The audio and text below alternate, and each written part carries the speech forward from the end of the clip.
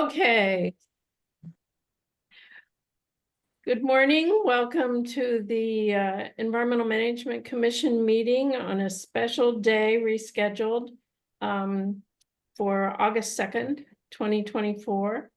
And we have quorum, but expect a couple other attendees to be showing up. So bear with us, please. In the room in Hilo, I see Commissioners Jim Beats from District 1 and Del Otsuka from District 3. On Zoom, myself, Georgine Adams, I'm District 9 and Chair. And then we have Gonzalo Garcia from District 7 and Dorothy Dot. I've just blanked on your name. That's terrible. Norris. Norris. I can't read my writing. I have a little post-it note here. Don Norris from District 8. And Laura Casio from District 2. Oh, and Lee McIntosh just showed up. Great, Lee. You are such a steady attendee. Really appreciate it. And we'll assume that Erica will join us soon because she's first on the agenda when we get going.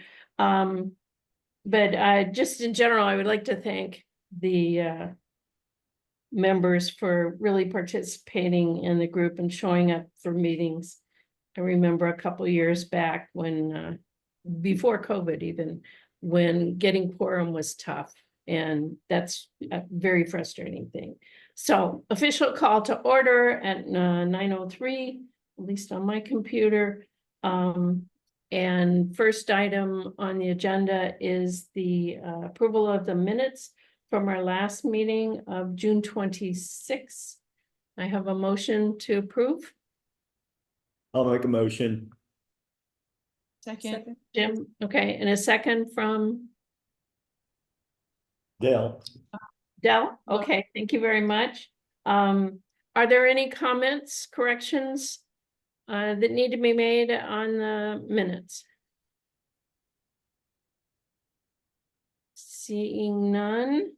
All in favor of approval of the minutes for June 26, 2024, say aye. Aye. Aye. Any opposed? Hearing none, minutes are approved. Thank you very much.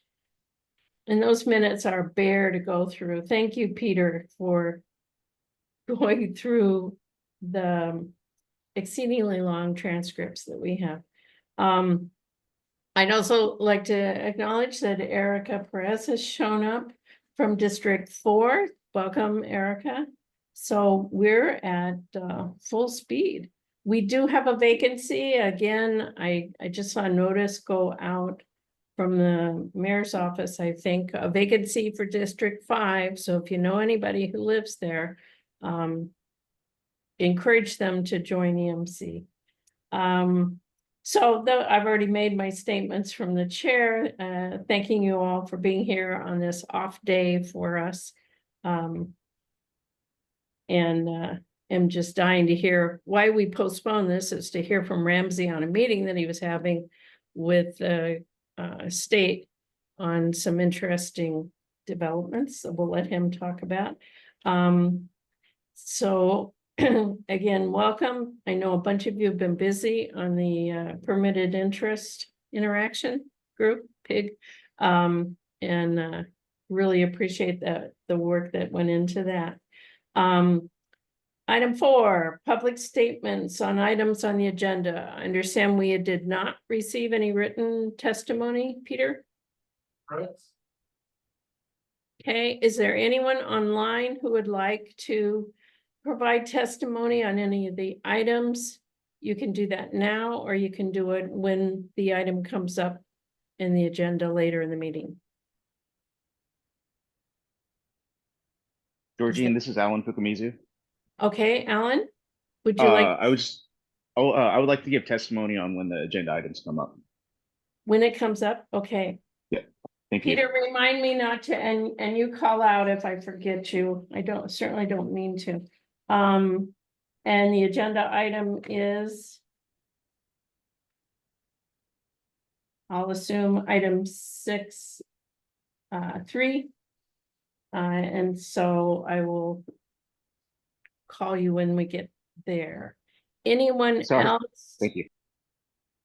want to make a public comment at this time? Not seeing anything in the chat. I'll assume not. So we'll move on and pick up Alan later. Unfinished business. We have amazingly, and again, thank you very much. I know it's a heck of a lot of work to work on a PIG permitted interaction group to pull together a report, and there's a lot of good meat in this. Just to go over the process, and Sinclair Salas Ferguson is our deputy corporate counsel. You correct me if I get this wrong, Sinclair. We hear the report today. It's in our public record, and then we get to discuss it at our next meeting, which happens to be at the end of August. And we will then act on the recommendations or not as the commission considers appropriate. I'm assuming, Sinclair, that it is possible for us to ask for clarification on this report, or do we just listen? You know, I was just thinking about that. I think I gotta think about that again. I remember thinking about that question, but let me get back to you in about 5 minutes. Okay. So just take in the information and I'll get back to you.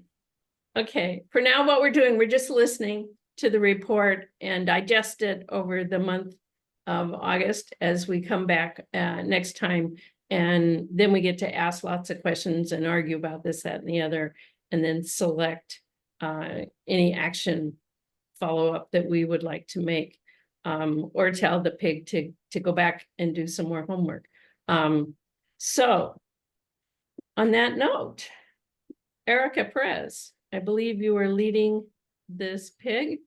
If you would like to go through your report, or however you want to present your recommendations and findings. Okay, if you can just give me one moment.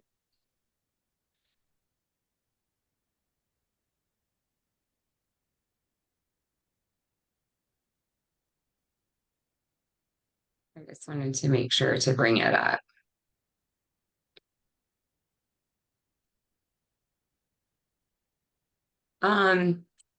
Yeah. Okay. And I'm just going to encourage those members that were a part of the PIG, to the permitted interaction group to please, go feel free to add anything that I am missing or not including that you think is valuable and important. I tried to sift through the meeting notes, which is also attached in the summary that was shared with the rest of the commission. The purpose of the interaction group, and some of these things are just, I'm going to read specifically just because I want to make sure to get the language correct. And depending on what the answer is in regards to the kind of questions or clarifications, we'll go ahead and wait for Sinclair to provide more information. So the purpose of the permitted interaction group was to have a kind of deeper dive into the successful conversion process, including the financing, existing statutes and case laws, as well as looking into the current and future needs for wastewater and sanitation for Hawaii County. As a whole, I think there was consensus of us feeling, especially some of us being new commissioners, feeling a little bit not having the allotted amount of time to kind of properly go through some of these bills and plans that are in place and really gather a good understanding to be able to provide a little bit more comment or recommendations as a commission moving forward. So hopefully this report will at least start to have a little bit more of a deep dive discussion into wastewater, be able to support the DEM in, whatever. Sorry, my pet's crying. In support DEM and the huge lift that they've been taking in kind of moving forward with our wastewater concerns across the island. Um, Myself, Laura Casio, Jim Beats, and Del Ataka is the permanent interaction group. We had a chance to kind of dig deep into different types of financing mechanisms and processes that could be put into place to help the affordability of wastewater improvements and sanitation. We discussed enterprise funds, which I was excited to see. Thank you, Georgine for sharing that information with me. I missed last month's meeting, so I was really excited to see that you folks had a chance and opportunity to talk more about the enterprise funds and trying to investigate those forms of financing. We also spoke about things like public-private partnerships, the historic contracting processes that have taken in other arenas with outside of wastewater, but county agreements and contracts, energy savings performance contracts that could potentially help assist in the affordability of wastewater improvements, as well as franchise organizations. We had guest speakers, so Steve Holmes was able to come and talk story with us a little bit about these types of financing mechanisms, and I know has personally also really encouraged the commission as well as DEM to be able to look into maybe the potential of deploying some of these um, within our wastewater projects.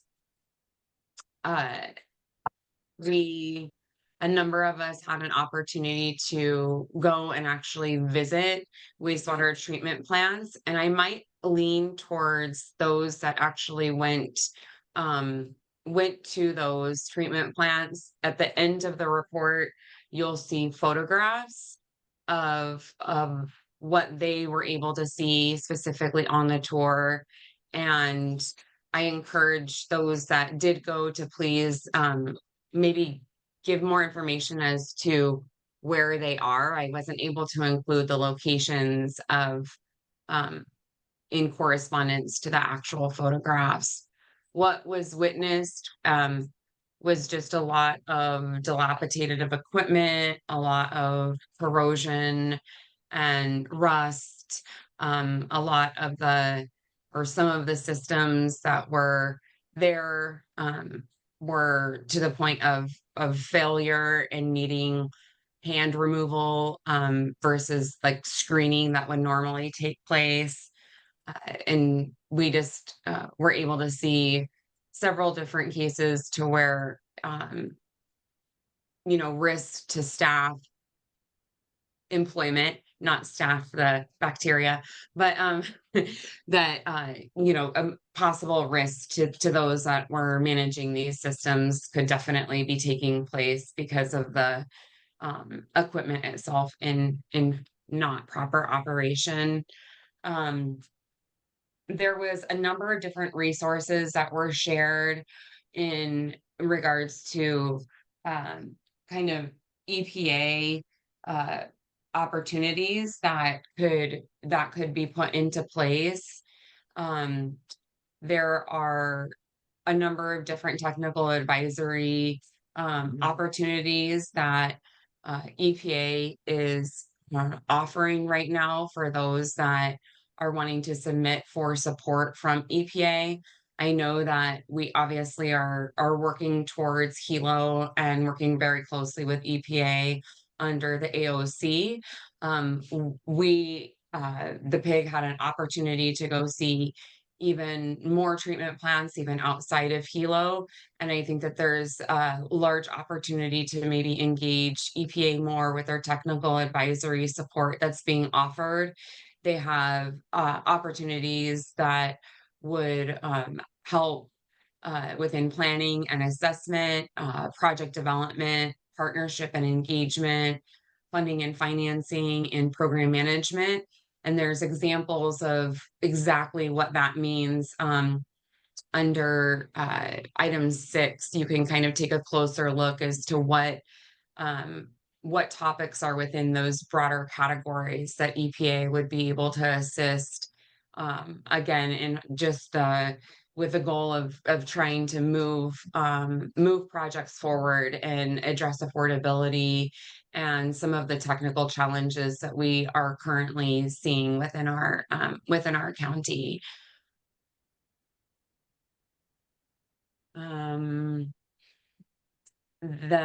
We did end up with a fair amount of recommendations that we would like to propose for the commission and review to be able to potentially get these recommendations move forward to DEM.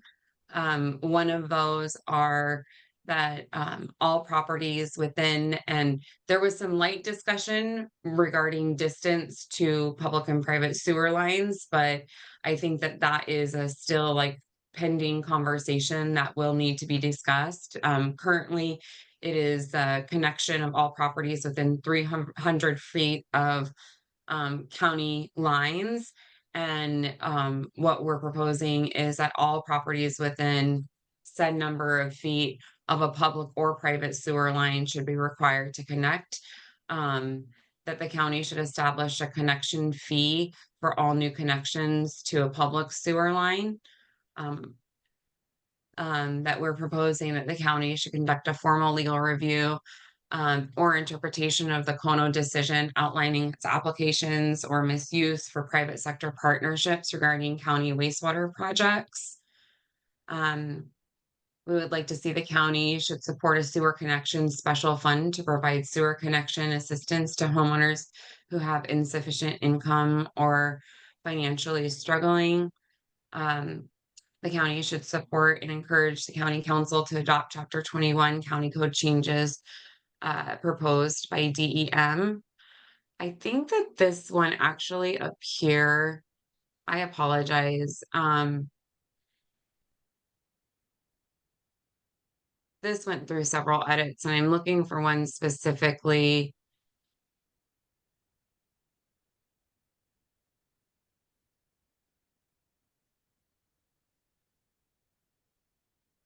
I'm wondering if it was maybe edited incorrectly or accidentally deleted.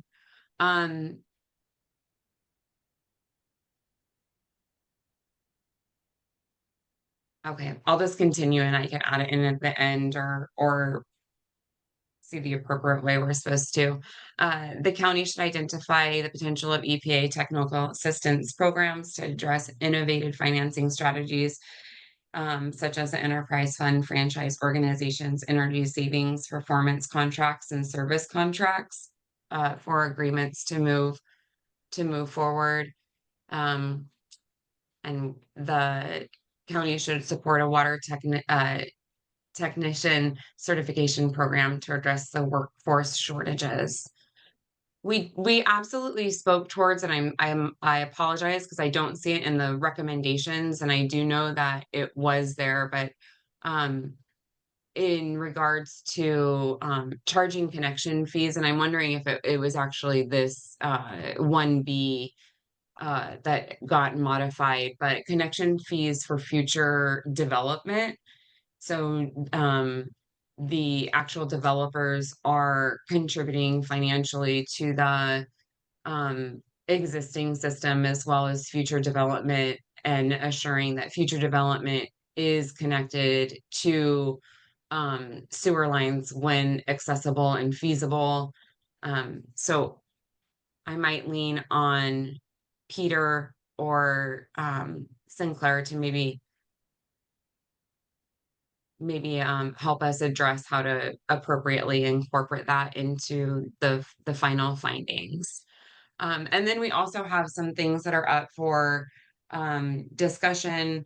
There was some further discussion needed around Hawaii Code Chapter 23, Section 23 through 85, and this has specifically to do with the Keaukaha community connecting to existing sewer lines. That was brought up by Commissioner Dell, and we didn't have too much of an opportunity to dive deeper into that discussion. As I just mentioned, we wanted to come back to the commission and have a broader discussion on the distance of feet from a line that would be required to connect, and speak also more with Ramsey. Identify potential EPA technical assistance program to address innovative financing strategies, and more specifically, what kind of support DEM has already kind of reached out to himself. I know that they also are very familiar with the program, and maybe us as a commissioner can help or assist in that.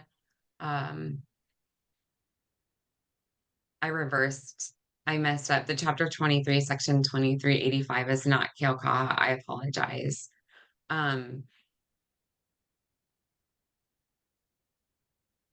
It's as if they were not able to meet.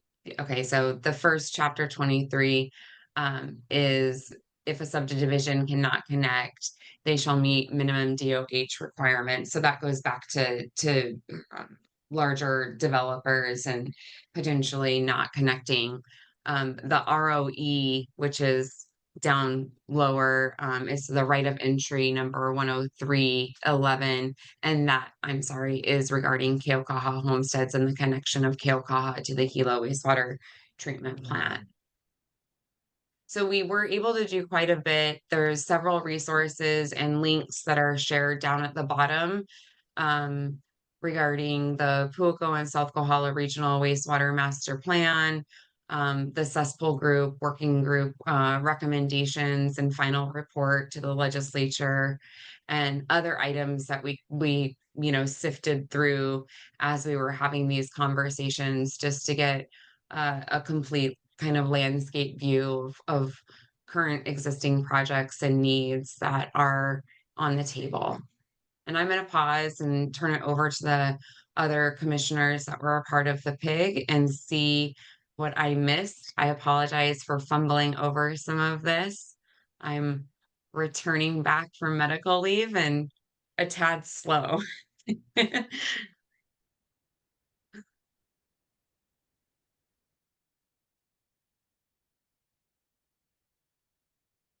Georgine, you're on. I know, I'm back.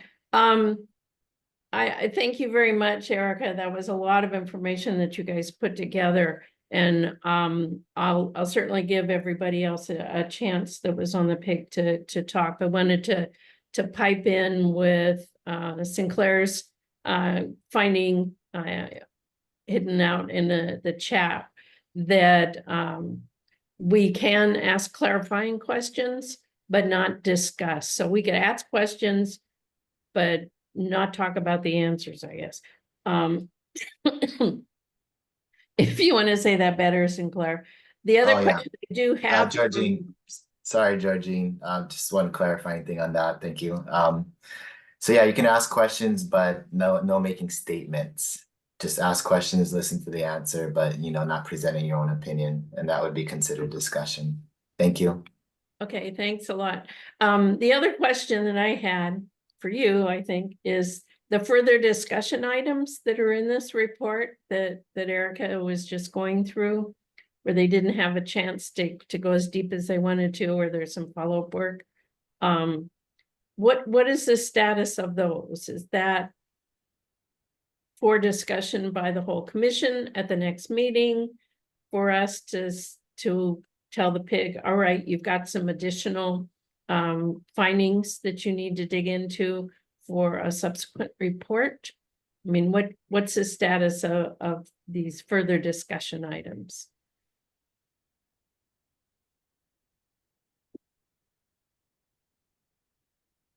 Those were items Sorry, that we were yeah. not able.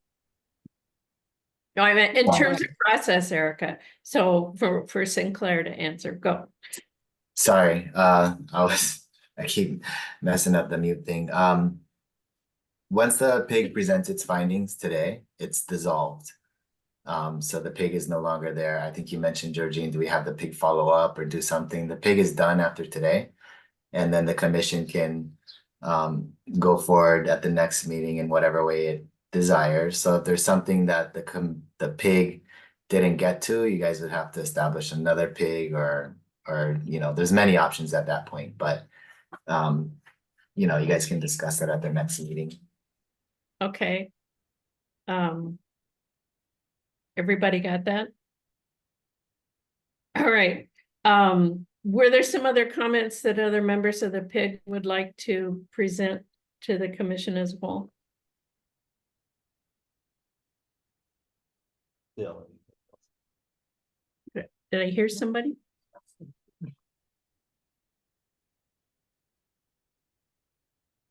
No comments from anyone else? No, not from Dell or I. Okay, okay. All right. Laura? Georgine, Was it Candy? I think it was great. I thank you, Erica, for presenting. It was very thorough. We definitely dove into a lot of aspects of it. I'm wondering, as far as the report, if it's possible to add more photos in the final draft, because I do have some more that I wasn't able to label and put together. And then also, like Erica had said, is to more specifically label them as to location and what we're looking at. I guess that's a question for Sinclair, is that okay for them to append some more information for our next meeting? No, I mean, is there, sorry, I didn't even get, is there a written report to this presentation? Yes, there is. In our- Okay, sorry, I didn't get a review of that, but no, that's it. It's done. The report is done. Okay. So we can talk about follow-up, whether we want to reinstitute the PIG at our next meeting. Or whether there are a couple other people that want to go off and get some more information, and we can talk about it at the September meeting. There's a lot of options at the next meeting for the things that member Ocasio is raising and also the issues you're raising, but yeah, so you can discuss that at the next meeting. But today, take in the information, ask questions. Okay, so to the commissioners as a whole, do you have questions about the 6 recommendations that were made by the PIG?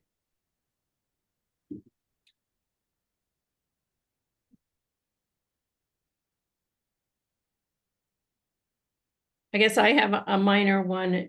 You say the county. Are you talking the council, the DEM, the EMC, or any and all of the above, depending on what's appropriate? Just wondered if you had anything specific behind county.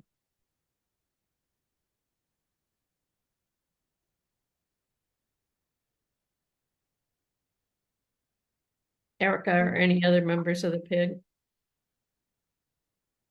I would say that when appropriate, both DEM as well as us as a commission and our county council. I think that and we can clarify within the recommendations, I guess maybe next round if there is confusion. If I could add, this is Jim Beats, District 1. If I could add also the mayor's office to that list. Okay, consider it broad, and that's what we need to decide if we want to take action on the recommendation at the next meeting. We can narrow it or direct it or do all of the above. I just wanted to add in addition, Okay, with the term county, I would think were applicable. So in the recommendations under 1B, the county should establish a connection fee for all new connections to a public sewer. I would think that would fall under the DEM. And so other things might pertain to the county council when it comes to different resolutions and ordinances, I think. But does that make sense? Yeah, in Because- fact, that one does say the wastewater division, so that one had been narrowed, and I was just wanting to make sure the scope of the county, and I think we heard, okay, whatever's gonna be appropriate, we will consider that part of the recommendations. Thank you. Anything else on this topic? Great work, thank you. Lots of meat there, and I took it off the agenda because they aren't ready yet with the next version of the wastewater code changes, but I expect we'll be seeing those coming up at our next meeting. I know they're working hard on doing some redrafting on the wastewater codes, whichever item that was, and number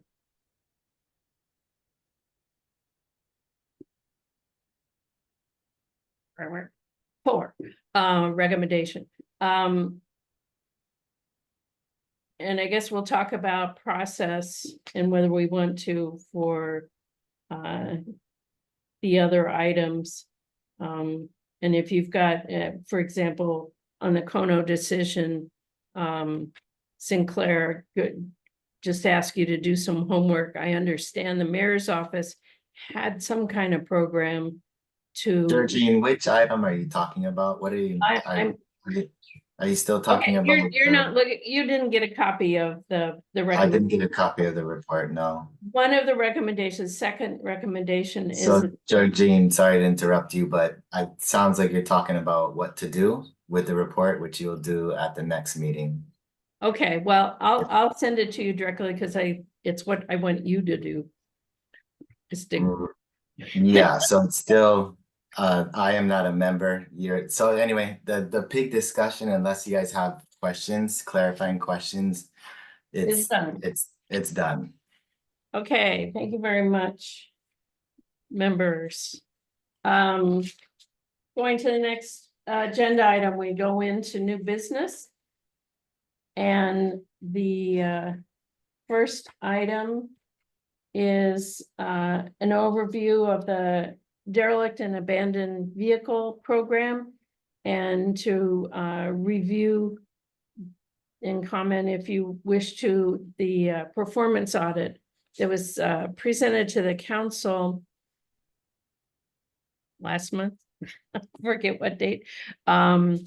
So I don't know who is going to give that overview. The report was in our materials, and we had a chance to look at it. Ramsey or whoever, how are you going to present audit findings and your responses to it? Hi, so my name is Juliana. I oversee the abandoned vehicle section. So I'll go over the audit and also give you guys a brief overview of the program, what's going on with the program now. Great. So I'll start with the audit results. So I'm hoping you guys all kind of got to look at the audit. If you didn't, it is on the audit website on the that you can find on the county website. So basically, it did lean towards a favorable assessment. However, there were 5 recommendations. I'll briefly go over the 5 recommendations and what we plan to do to remediate those recommendations. So basically, the first one was employee safety and PPE. So what we're doing to remediate that is we're currently working with our safety personnel to create a safety policy. We do have a draft out that we're currently reviewing. When the audit was in process, we did not require our staff to use safety footwear or vest while in the field. They were issued safety vests and boots, but it wasn't required. However, we have sent out a memo requiring them to use them while they're in the field. We're working with our contracts clerk to procure radios for our field workers.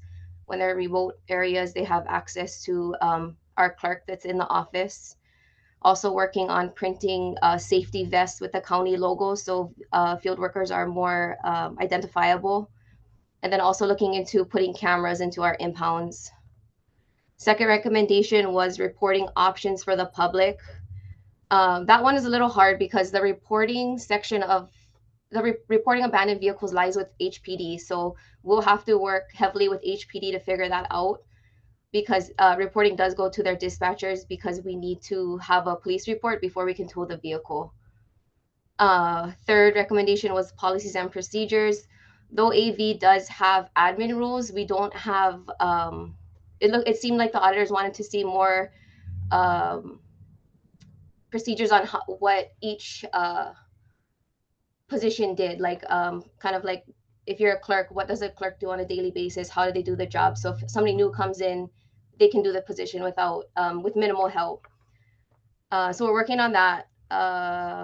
The fourth one, inconsistent auction processes. Basically, what they were leaning towards was our auction schedules, and that's kind of the one that I didn't agree with, because for us, we can't pre-schedule auctions because we don't know what inventory we're going to get.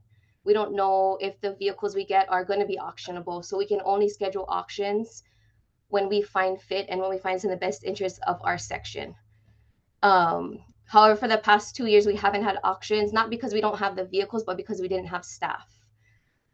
We did, as of June, we did hire a West White coordinator. So we are fully staffed now, which is great. So we do plan to hold an auction this fiscal year. And then the fifth was lack of cross training. So my position is new. The supervisory position I've only been in the position for a year, and I'm the first to fill the position. So nobody has been temporarily assigned, cross-trained to do my position because I've been helping with the vacant coordinator position. So I haven't had time to train anybody. But our DAV clerk is fully trained to do all aspects of the coordinator job, and she can also do some aspects of the specialist job. And our senior coordinator is trained to do some clerk work, but is not trained to do any of the specialist work. So if with that, as far as the auction, that's all I have as far as what we're going to do to remediate. If anybody has questions, I can take the questions. If not, I can go on with the overview of the program.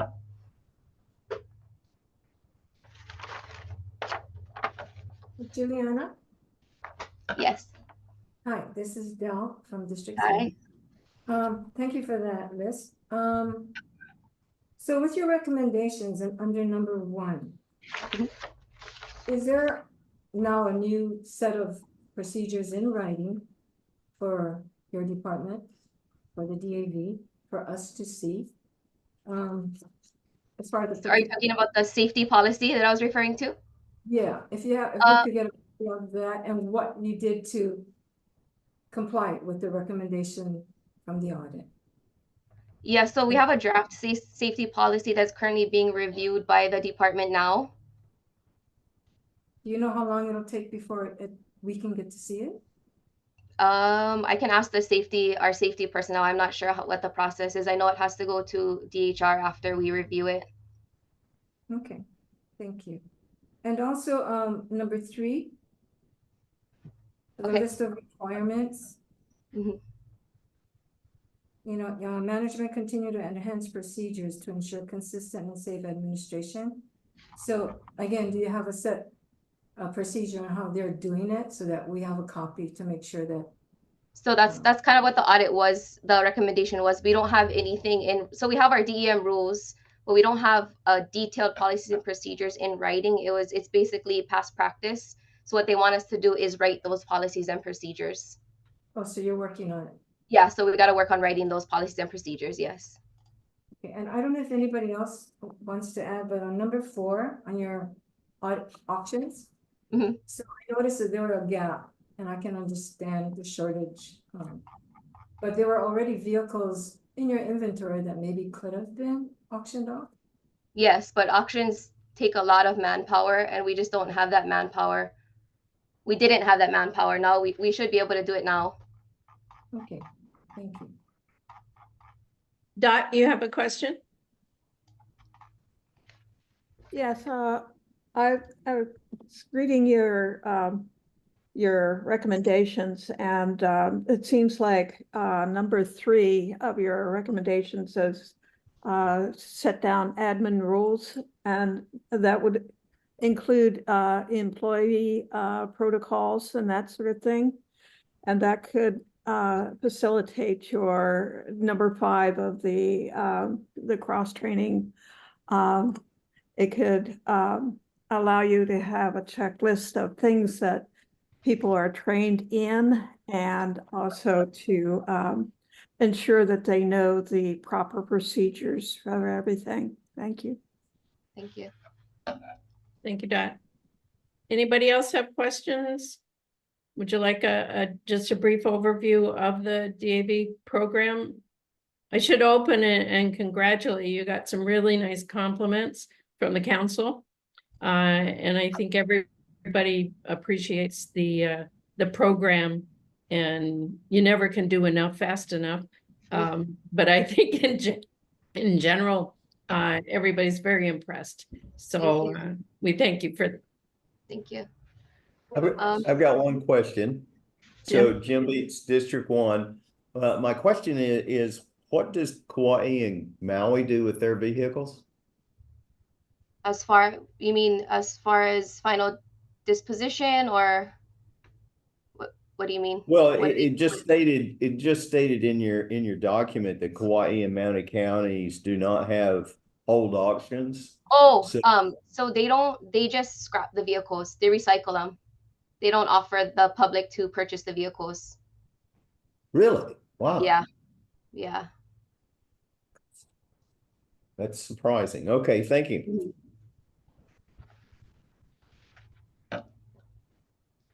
Anybody else? And I asked a question Laura. regarding that. Well, I see a question from Laura. Oh, sorry. Chair Adams, this is a question for DEM in terms of potential expansion. I do hear that currently understaffed, or at least, building in that capacity, wondering if there is potential for more of a parts recycling and or like scrap sales for parts, or if that's also incorporated.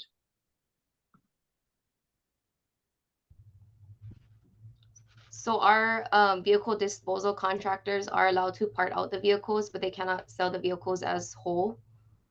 Okay.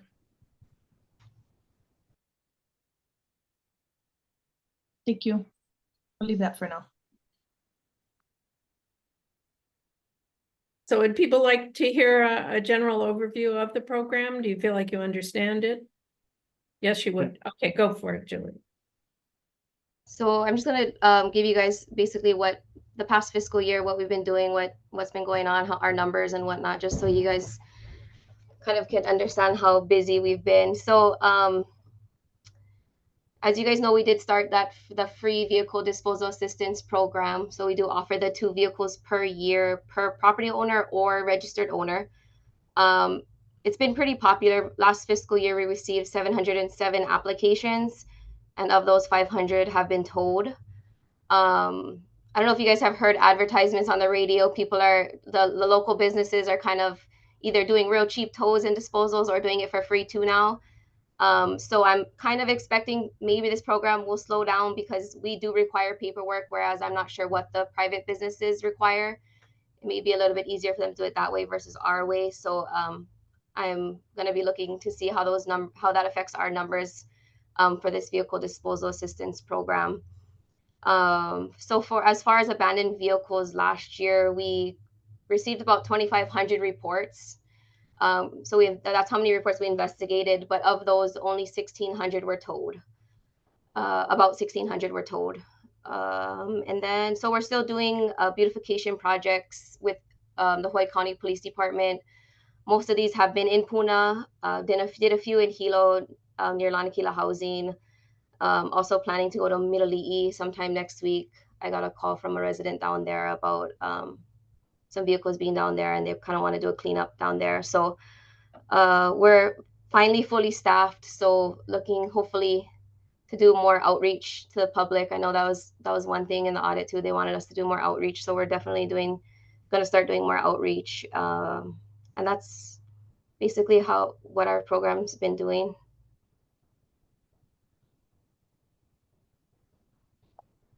Unmute. Any other questions for her? in the Could I commission? ask you a question, Commissioner? Yeah. This is Who's this? Alan. Alan. Alan. Okay. So I have a question regarding the auctions. So when the county auctions off county vehicles, is this the same auction that they use for these abandoned vehicles? No, 2 separate auctions. Could it be merged into one auction? So we do it the way we handle these are different because we do bill of sales. They come to our impounds to the auctions. Our staff are on site during the auctions, whereas if I'm not mistaken, the county auctions, they're at they're different base yards, and the public has to go and do their own kind of view of the vehicle, and we don't let anybody go inside our vehicles or open any hoods. So just the structures of the auctions are a little bit different. I mean, we can look into it, but we've never had discussions on combining the 2 auctions. No, I get it. Yeah, I bought cars at government auctions, so I was just wondering. Yeah, okay. Yeah. Where you can inspect, and they give you the keys, and yeah, okay. Thank you. Okay. Thank you very much, and keep up the great work. Moving on to item 2. Discussion of the workshop that we postponed our regularly scheduled meeting for. Ramsey, are you there? Yes, I'm here. Thank you. First, I want to thank Julie for doing a marvelous job with the DAF section. She really, when we first started, we only have her and one assistant all over the county. So we fought hard to get additional staff. I don't believe we fully staffed yet, but I think she's still doing a good job of what she got. I understand the need. So we're going to keep monitoring the need, especially when we adopted these private vehicle tow and transport. That's going to add to our workload, to her workload as well. So Julie, you're doing a great, excellent job, and thank you for that. And also just remember, we only get $12 a year per vehicle. And like I mentioned earlier, it take about 40 years just to recoup the hauling or the towing cost per vehicle. So eventually that may need to be changed. But I keep planting the seed to make sure that it's still a live discussion as well. Erica, it's good to see you. Great report. And thank you. As far as the Hawaii Department of Health functional equivalent discharge strategy, I shared the link in on the chat. This was our 3rd meeting, and we're going to continue meeting with the groups. The groups are consistent of EPA, Department of Health, Earth Justice, and all the counties, and of course the consultants. So I shared the link, and it show you, and it takes you to different slides for the May 21st, July 2nd, and July 31st meetings. And it's a lot of work that we try to navigate the counties and the Department of Health, and like I said, the EPA. And we're trying to navigate because this is a new, different type of NBDS, how could it merge with the current NBDS? Because the easiest way for me to describe it is direct versus indirect. Think of it as you have, you know, a body of water connected to another body of water with a straw. So the transportation of one water to another through the straw, that's direct. So when you take the straw out, then that become indirect. So you have to go through the functional equivalent to determine with the first body of water, which is, let's call it a waste treatment plant, connect to the second body of water without the straw being in the middle as a direct. So, and EPA laws and DOH over the years, decades, they are designed, even the current NBDS form is designed to allow for direct discharge. But after the Maui lawsuit, now the indirect became functional equivalent. So what they're saying, even though it's indirect, but you still have to go through the exercise of functional equivalent, which is distance and time traveled. So if you have two bodies of water, waste treatment plant and the ocean, and you have a distance in between, and that connectivity or the nexus between the 2 points could reach out within years, 5 to 18 months or whatever, then you'll be subject to NBDS. But if it takes 20 years, you may not be subject to NBDS, even though, you know, eventually you'll make it there.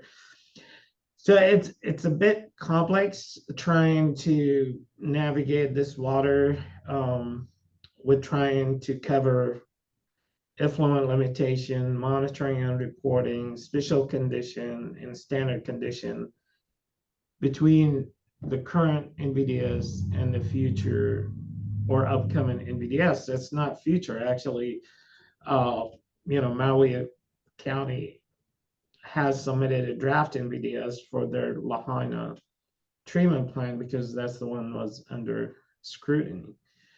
So we're going to have more workshop to be able to navigate through the permitting writing versus how we're going to navigate through solution. The bottom line really is to encourage reuse. And that's been always the case, you know. If you could find a better reuse for that water, treated water, why not? Why do we need to dispose of it in a way we dispose of it now? So, and that reuse will become an option to consider as part of the studies. So that's pretty much, you know, an overview of over the last 3 meetings, but it's going to continue, you know. But what I would like for the commission to do, because I do represent the county in these meetings, to review, get into the link I sent you in the chat and see if you have the time to go over the 3 slides that we had over the last 3 meetings. And if you guys have comments, so I could relay these type of comments in my next meeting.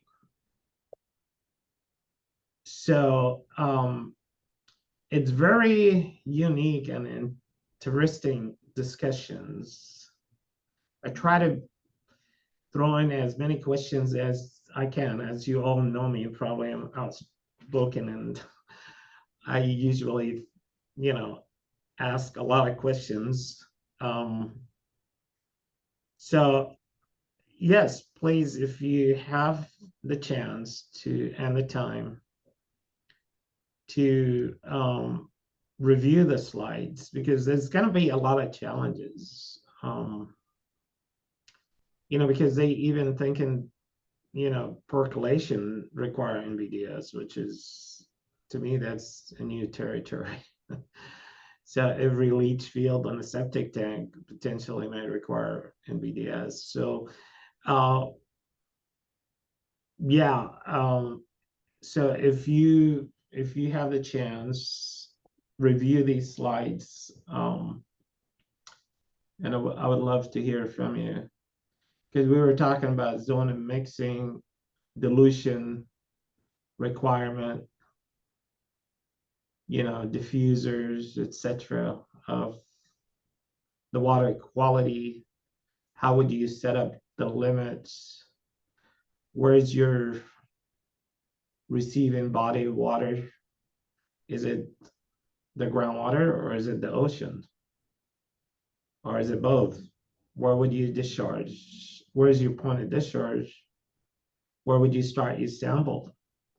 How would you trace your contaminant? How do you know they are your contaminant, not somebody else's contaminant? So there's a lot of challenges that I've been asking, trying to navigate a more site-specific analysis rather than one size fits all. Because as you all know, if you worked with regulations, usually they end up writing regulation to have the intent of one size fits all, and they deprive municipalities and consultants from actually exploring site specific and site cases and what have you. So hopefully we direct that discussion to that. That's why they came up with the idea of general permit versus individual permit. So if you have a site specific, you may choose to file for individual permit rather than a general permit. So that discussion is going. It's a good thing. It's a good thing that we start talking about it. It's a good thing that reuse is being brought to the surface, especially on the west side as we have dry climate. And even on the Hilo side, if we could find usage to any of our treated effluent, that would be the ultimate solution. With that, I'll take entertain any questions, but please take the chance and the time to go through the slides for the last 3 meetings. It seemed like Department of Health promptly share these website links, because it's, the stakeholders and the public need to pretty much know the direction where the state is taking this. Thank you, Georgiana. No, I appreciate it. Just to get a flavor for where you are right now, you were saying the indirect equivalence is a function of distance and time. How close a equivalence are they talking? I mean, you gave the example of some places in Pulco, it's 5 hours to go from the cesspool into the ocean. Is it, and if you've got a pipe for a direct source out of a wastewater treatment plant, that's immediate. Are they talking within minutes, hours, years, decades? I think it's a good question, and that's the question everybody's asking. Where do you draw the line? I think they kind of were talking within 2 years, 24 months period. And yeah, because you don't know what happened in between. But if you have direct, like Lahaina, I think was within months. So, and they were able to detect the dye when they did the testing. Their answer to that was there is some studies and maps are accessible to the engineers and public that define areas that potentially have seen, you know, some connection between wastewater and shoreline. And they said you could start with these studies, you know, and figure out if your area within these studies, then you could assume that you're already within the requirement of NBDS. So the discussion is going to continue. I think, you know, I went and reviewed cited cases within the United States. I believe I was able to find 4 cases. And some of them are on the mainland as well, where, you know, for a mining company that allowed percolation, and they were discharged. They told me they got sued and they said, you cannot, it doesn't apply to you because it's, you know how a mining company, they use basins to allow the water to settle. And some areas where, you know, you could reach the water within 12, 18 months. And then, you know, as long as there's that connectivity within that short period of time, then it may be considered. So it's case by case. And if people want to fight it, then they have to take it to court and let the court decide what is the time, right? Because it's still, you know, definitely for Earth Justice and other, they would rather just everybody get an NBDS or everybody goes to reuse.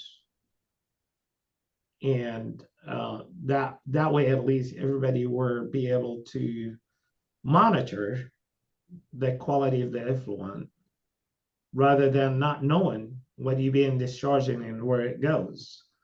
So, I mean, there's pros and cons to that argument.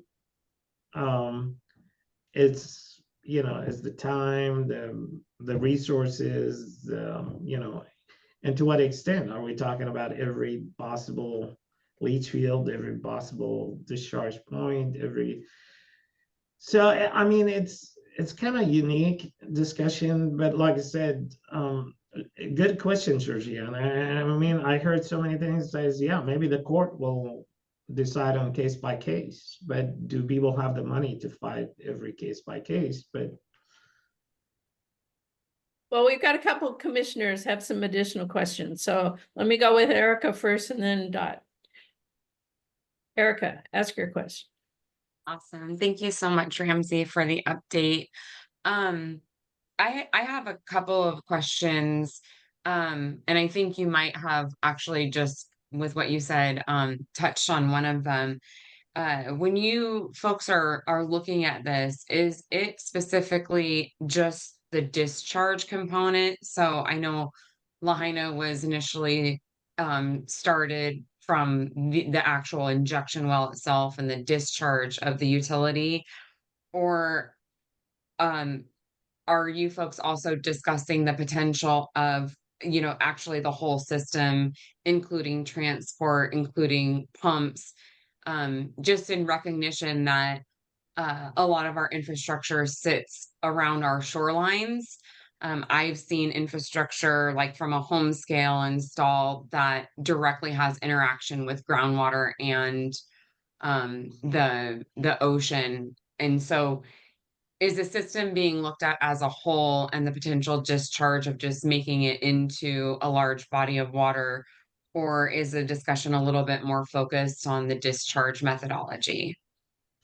well, that is also a good question, Erica. Is, you know, there's 5 components to any NBDS permit, right? Which is the, you know, you have first the effluent limitation, which is technology based, water quality based. So when you know, because it's really what are you discharging to that body of water within the water quality standard. So, and what and how you treat that effluent and to what level you treat in it to be able to control the limits of these pollutants and nutrients. Because you have pollutants, you have toxicity, you got a nutrient. So all of these kind of work on the current technology you have at your facility to be able to treat your wastewater to that level of standard. And there's many multiple technologies.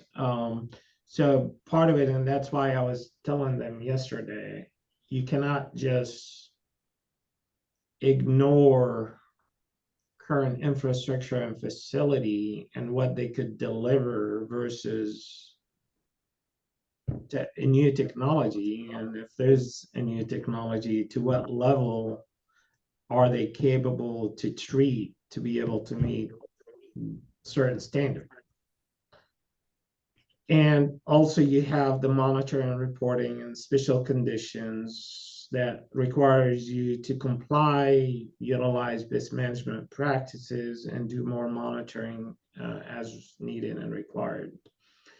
So all of that put together kind of addresses the need for NBDS. So they really concentrating on the discharge under the Clean Water Act. So Clean Water Act is to protect the drinking water, ocean water, what have you. So, and through the NBDS permit and through the outcome of your facility that discharging the effluent, you kind of indirectly you link the facility, because if your facility is failing, then you're not going to be able to meet your effluent standard. Therefore, you have to improve your facility. So they don't have a direct discussion about facilities. No, you have to do this. Usually NBDS is for discharge. It's driven for effluent limitation rather than equipment infrastructure type of enforcement. Hopefully that answered your question. Yeah, so I mean, you just said that there were also discussion around, you know, the portion of is it the leach field that is also, and I get the leach field is on that back end of discharge. I was just curious, knowing, you know, the pump issues that we've seen across the island of just transport in general, you know, making its way to the environment. And so that's why I asked the question. And then I just had a very just one quick overall question is how many other states use injection wells for disposal? Well, injection wells, the intention of injection wells is recharge your groundwater, right? In California, for example, it's very usable to allow you to recharge your groundwater because of droughts and what have you. So because the perception of human perception, right? You don't want to drink water after it get treated out of the waste treatment, right? Just the perception. So what they did, they start doing a recharge of groundwater by having injection wells that take these tertiary treated effluent and allow it to either through the injection well or through natural attenuation of this geology in between the two bodies of surface to allow that mixing, and eventually that water through natural attenuation and get treated more than you know at the point of discharge, and people will have the tendency to overcome that perception, right? Because now it's a groundwater being pumped to the surface and being treated again through these water utility districts for distribution. So, and it kind of made me wonder with this now cited lawsuits, you know, is as long as they use it for the purpose of recharge and far away from making it to the ocean, I guess it's become a case by case specific. you can still have injection wells here in the state of Hawaii, but you still have to prove that the functional equivalent doesn't exist. You know, you have to go through the exercise of functional equivalent.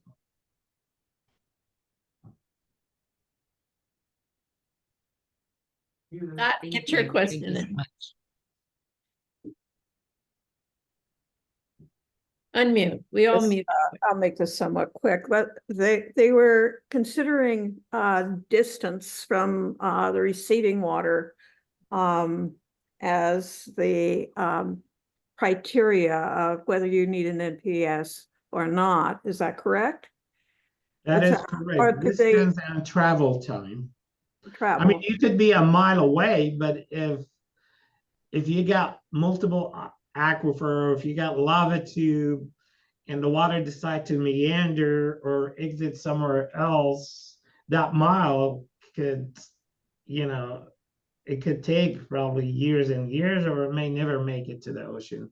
So they do consider travel time, not only the distance.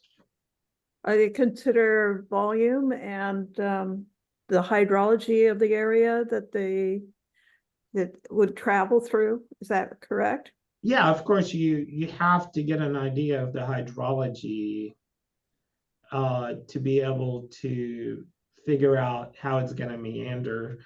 The state of Hawaii doesn't really have groundwater intensive. I guess they may, but I have seen it more detailed on the mainlands where you have the groundwater profile maps for the entire, you know, regions, where you could see the direction of the groundwater and the aquifer, and because groundwater is a major topic for any state, right? I mean, this is major resource, and there's a lot of science went behind studying aquifers and groundwater surfaces and profiles, and here we're trying to put our hand, but I think it's more restricted, trying to coordinate with you know, different department waters versus wastewater. It just, part of it is for security purposes. Part of it is just it doesn't exist. So, but yeah, you need to be able to map the blooms and the hydrology and the gradients and understand how the water below ground travels. Yeah, and the amount of filtration or that sort of thing before it gets to the receiving water. Yeah, I mean, you have to consider from a technical engineering point of view, analysis or science, you have to consider all of these, of course. And like I said, if it's injection well, it's a direct, think of it as a straw connecting the surface of groundwater to your wastewater, treated wastewater, and just straight transmission. But if you're going through a geology, if you're doing it like we do it in Kalakea, which is open sump, then there's unknowns between the point of discharge to the receiving water, because you know, you could have lava tube that could keep turning around and taking a different direction. Yeah. In the Thank you. interest of moving us on to other topics, Peter, I would ask that you send everybody an email with that link to the various meetings so people can catch up and dig into some more detail. And Ramsey's always open to direct comments if you've got some more questions. But we'll keep this on the agenda for next time. So we've got a chance to just see what's going on. It boggles the brain if they really want to get into NPDS on every spill you make on the ground. We hope not, but we're gonna redirect that discussion. Certainly don't want to derail our cesspool conversion programs. progress. Moving on to item 3, this is somewhat a follow-up to the discussion that happened last time. It wasn't on the agenda, so I put it on the agenda officially, and that is discussion about wastewater treatment plan, emergency spill prevention and response procedures. There was some verbal information provided last time, so I wanted to get a little bit more detail, and if you want to provide us with some follow-up documentation, we'd love to get that as well. But these were my series of questions, Chair's prerogative. We had the Hilo spiel, and the Hilo spiel may be an example to use for the issues, but I'm more interested in the more generic issue of just that we had with the DAV audit, the concern about, do we have written operating and maintenance procedures, SOPs, as they've been called, for our wastewater management facilities, wastewater treatment plants, and then the issue of, and how do those procedures detail who needs to be called what when, in terms of other agency contacts, but particularly for the public.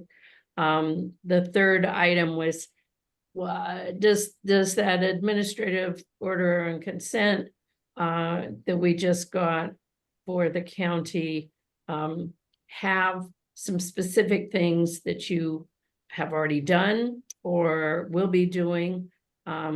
I think I read that there was some report that was due July 1st dealing with spill response issues. And then last but not least is the continuing focus on plans to ensure safety for the employees at the plants, safety for the public, as well as compliance. So that's kind of the picture that I'm after, and they are a pain in the butt to write, but SOPs are helpful for training people, for reminding people what we do, for evaluating the operations that you have and whether or not you need to make some changes to beef up how things are operated and maintained. So would Chris Barber, if you wanted to take on the topic areas. I guess officially I'm supposed to ask for public comment, and this is where Alan Mizo, excuse me, wanted to make comment. Would you like to make your comment before or after presentation? I would like to make my comments after the presentation, please. Thank you, Commissioner. Okay, remind me to get back to you, just yell out. So Chris, are you the one? Yes.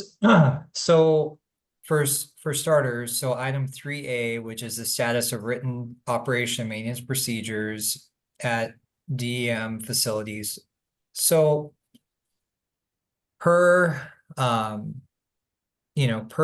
standards, we are required to have operations and maintenance manuals on site. So currently, we're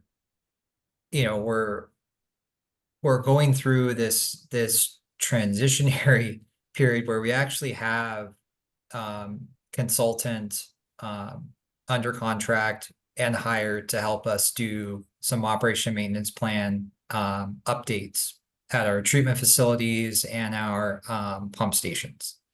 So in terms of, a lot of times those manuals do get superseded by various repairs, equipment becomes obsoleted, and it does take a good amount of effort, to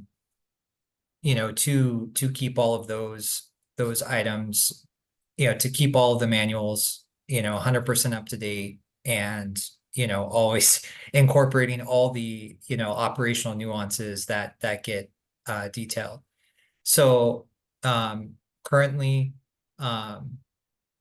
you know, we do have procedures internally that are written SOPs for various you know, portions of the work, but then somehow, you know, some are outdated and, you know, due to constraints, you know, potentially have not been updated.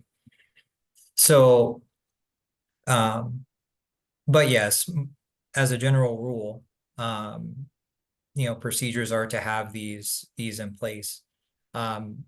We are aware that a couple of our facilities, you know, need their manuals updated and put in, you know, returned, because sometimes they get taken away from that physical facility and moved to another, you know, more of a base yard facility. And DOH is very clear that it's required at the specific facility. So as far as our procedures, that's what we have. We're implementing, we're in the process of implementing our, I would say it's an asset management system where we're scheduling our preventative maintenance schedules within the asset management system. So we're able to assign, you know, the system itself is able to have self-automated, hey, we need to go clean and check this pump.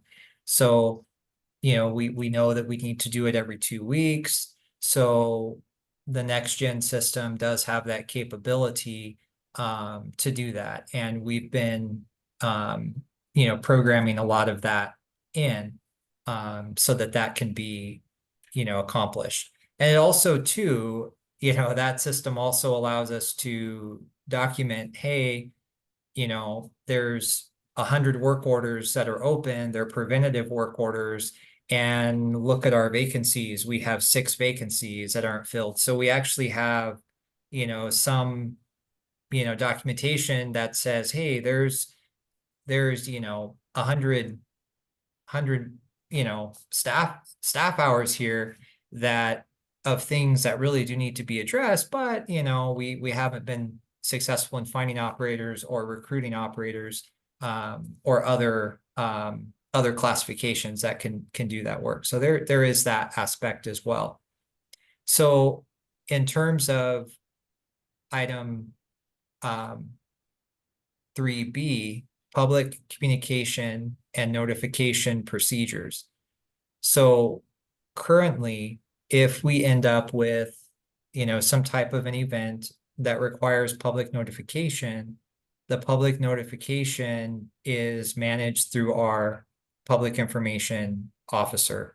Now our PIO, you know, just came on board, you know, I think 4 to 8 weeks ago. So she's been with us for a couple months now. And so, you know, with her on board, we were able to funnel, you know, all of those things through her.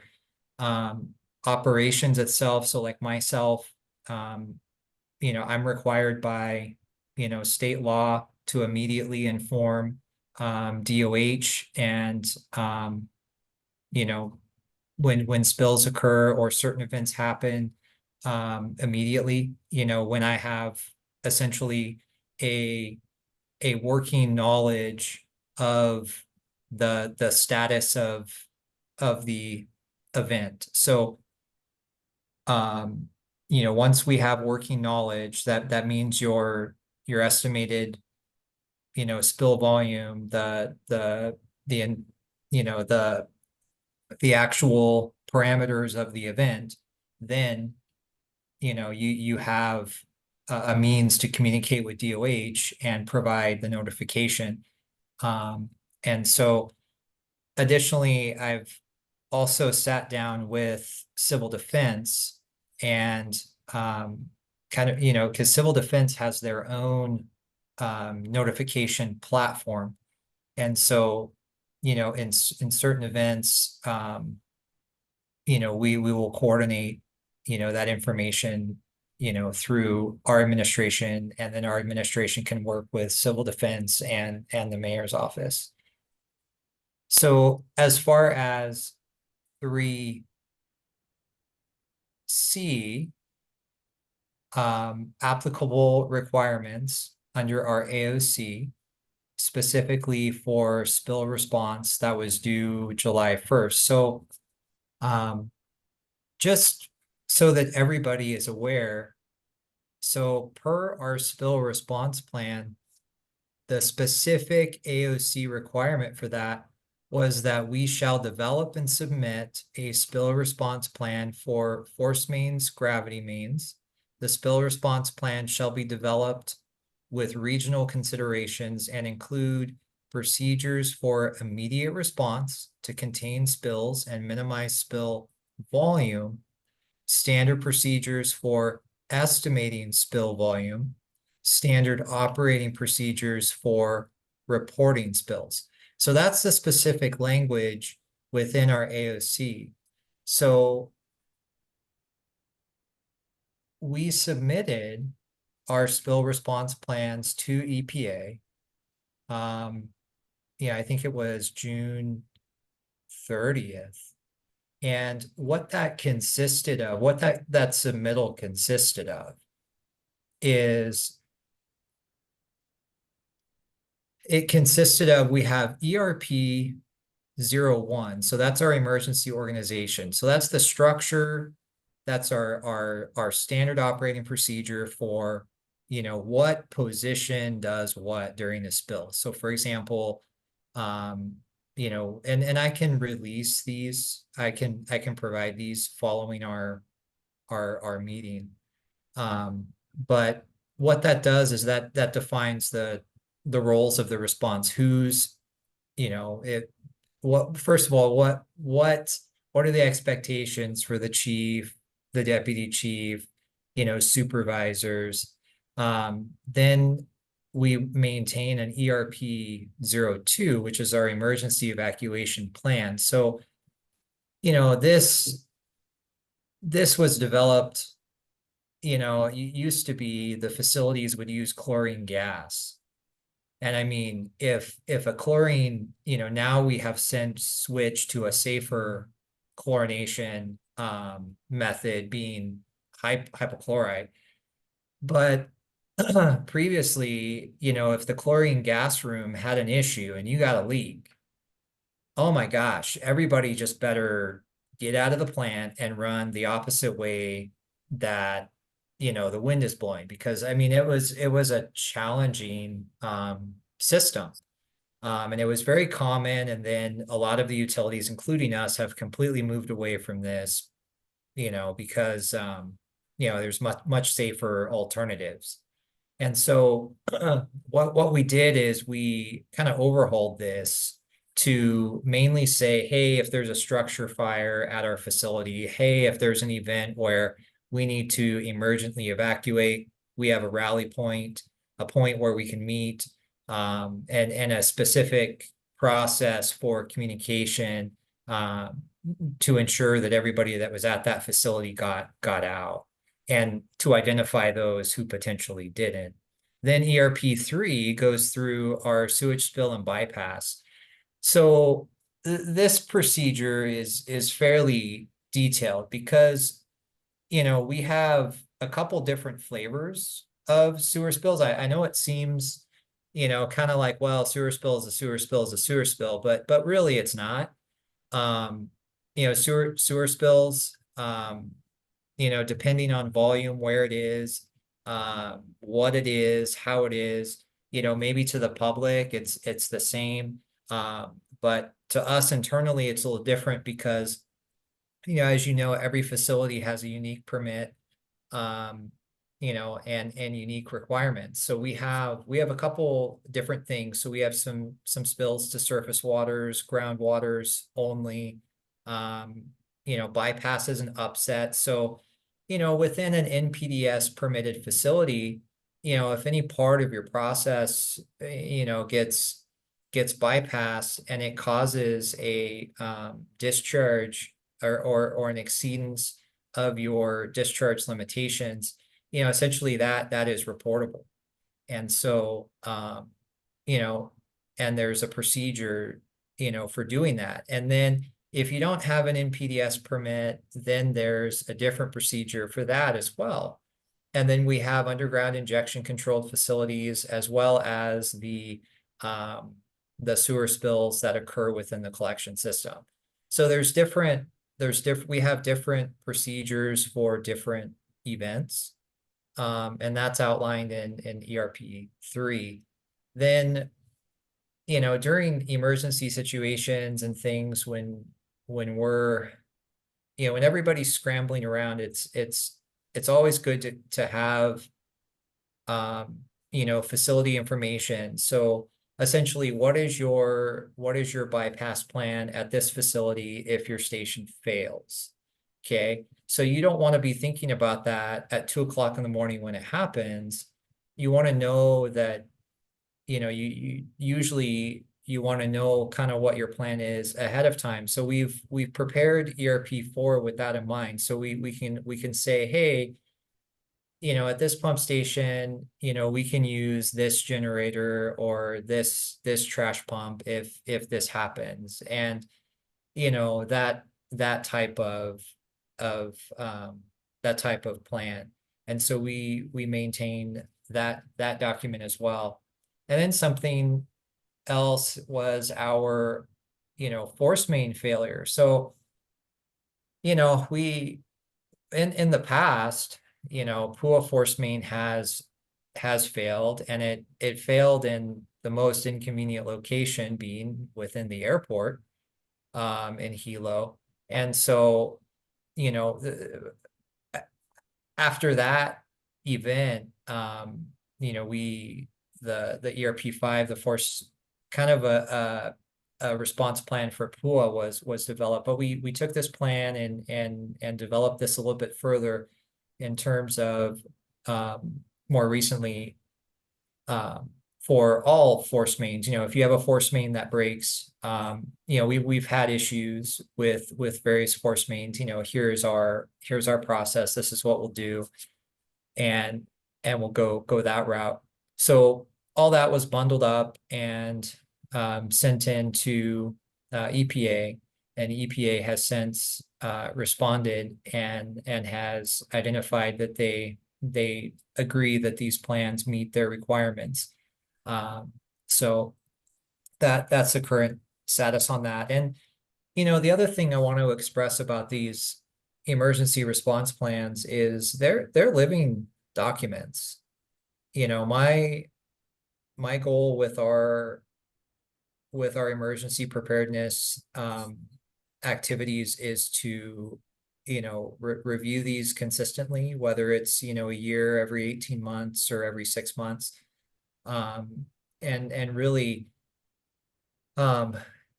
keep them current, more current than what was maybe potentially done in the past. I'm not sure, but anyway, that's our current goal going forward.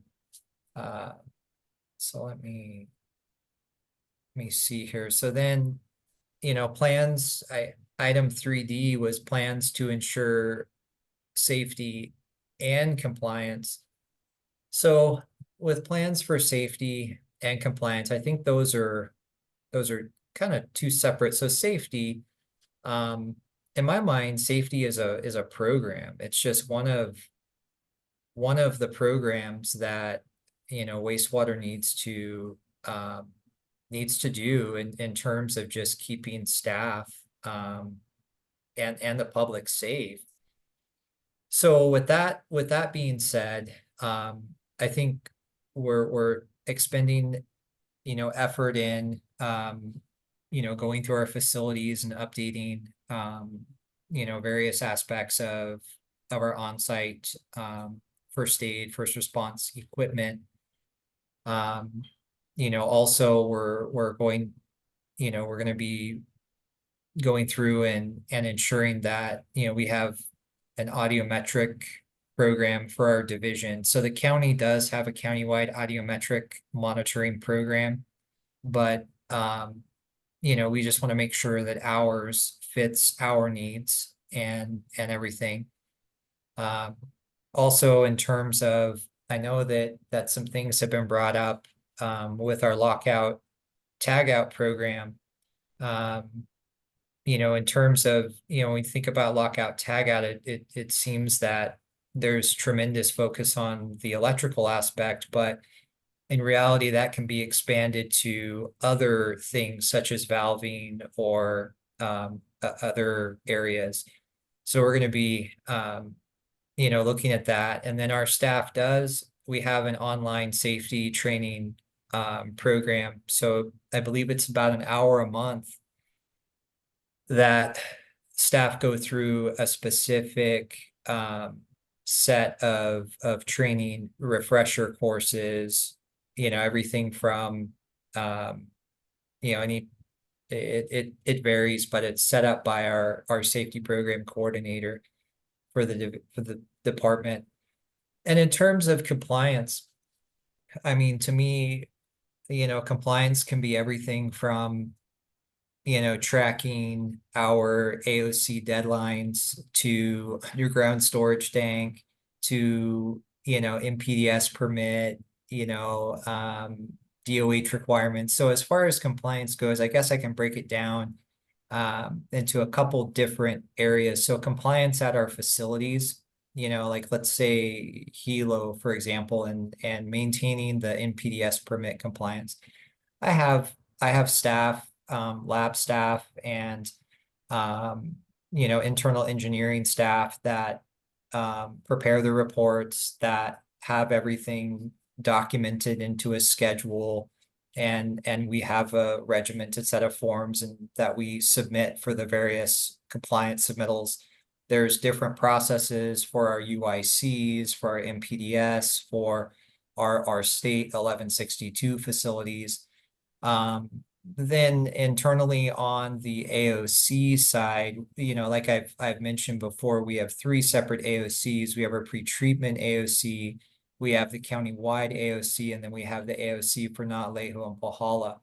So the countywide AOC and the Na'alehu Pahala AOC, those have reporting requirements as well as, capital improvement projects. So each capital improvement project has a master schedule, and we, continuously meet to review that master schedule for any sort of event that would cause us a critical flaw, or I think that the term within wastewater division is fatal flaw, something that threatens the schedule. So we do that. Then the countywide AOC has programmatic requirements. So, our programmatic requirements for connection compliance, for collection system expansion, for, emergency response plans, for operations and maintenance. So we have a big table of those requirements, all the dates. We're developing master schedules for each of the programmatic requirements. Those are all not complete at this time. Our asset management group has a critical path implementation schedule that has been drafted. We have not baselined it yet. When I say baseline, I mean that schedule is everybody feels comfortable that we can meet the deadlines on that schedule, and then we baseline it and we move on. And then it goes into the implementation. And so we have the collection system assessment schedule, which we still need to do. And we still need to hammer out a couple of the specifics of our annual reports to EPA, which we're going to be doing for that particular AOC. And then the pretreatment AOC, I think, as far as that goes, compliance with that is a challenge because as far as that is concerned, there's a lot of moving parts with our ordinance, as well as getting to the actual sites to perform what needs to be done. And so that is that's been challenging for us. And then as for other areas of compliance, like our underground storage tank, we have the permits, and then within that, you know, various inspections and on-site records. So as far as item 3, I guess I would stop and just ask if any further clarification is needed or anything to that nature. Okay, I know there's not an awful lot in there, and I have been impressed with the approaches you guys are taking as far as compliance requirements and planning and scheduling and all, you know, the Kelly's program management. You're doing a good job of getting on top of it. I think the 2 areas of concern, one is worker safety and community safety. If the facility fails, the neighbors are going to feel it too. But first off, the importance of employee safety. And I realize we've got a set of old, held together with duct tape facilities and wastewater, and it's hard to talk about having standard operating procedures when a lot of things are, you know, it's been fixed over the years and maybe not fixed so well. And gee, we've got plans, we're going to be replacing this plant. So spending a lot of time documenting procedures, it takes away from that effort when you guys are so understaffed. But the idea that people need to know, what do I do when? Who do I talk to when? What is the equipment I'm supposed to be wearing? That whole concern with safety is never ending and is changing. And we may hear some thoughts on that as well. So the AOC, I think, is going to drive a lot of the compliance issues and preventative maintenance, and focused on our management of wastewater. But there's also just the facility as it exists today, and what should they do to keep themselves safe. So working on written procedures, I'm glad to hear that you've got many of them started or have a contractor who's going to be working on it. And so just from my view, is restating the importance of that, that it needs to be done along with all the other stuff you've got to do. The other area that I'm not sure I heard enough of is around public communication. When there is this bill, how do people find out whether or not they should be concerned? And it may not be entirely DEM's role.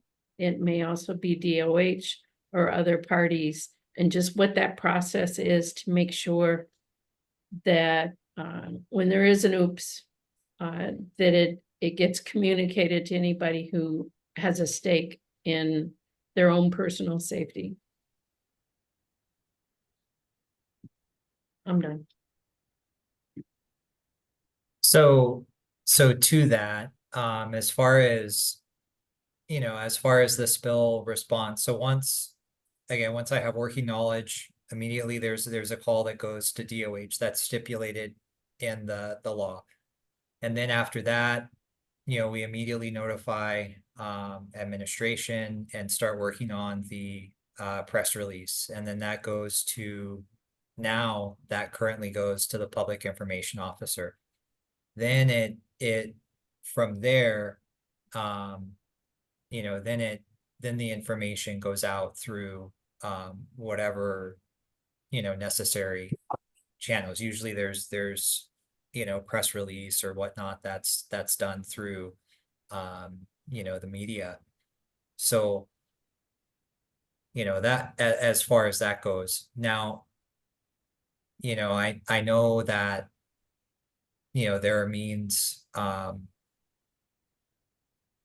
you know, that DOH uses. I can't totally speak for DOH. I think they put out advisories as well with that.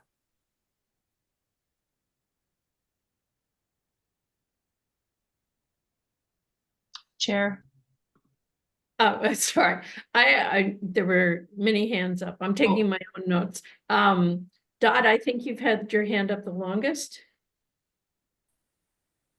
I'm sorry, I have worked with public notification with San Francisco, and it seemed like it did not require, you know,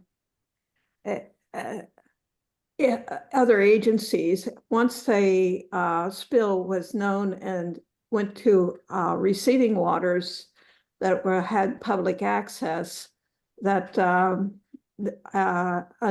public notification of posting of beaches and that sort of thing was implemented immediately so that the public could be protected, even if there wasn't a real danger. At least they could be alerted to the possibility of a spill affecting their health. Wonder if your SOPs would cover something like that.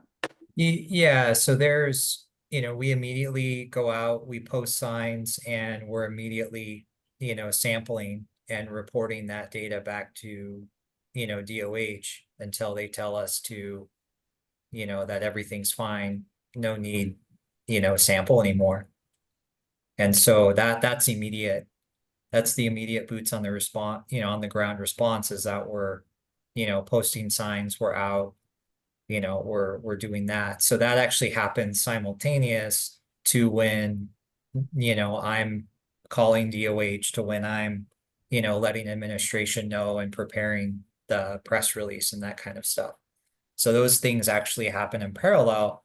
And the way that the emergency response procedures are designed is generally the acting or current deputy chief is the one in the field, managing the field response in parallel to the chief who's managing the communication with administration, with other jurisdictions.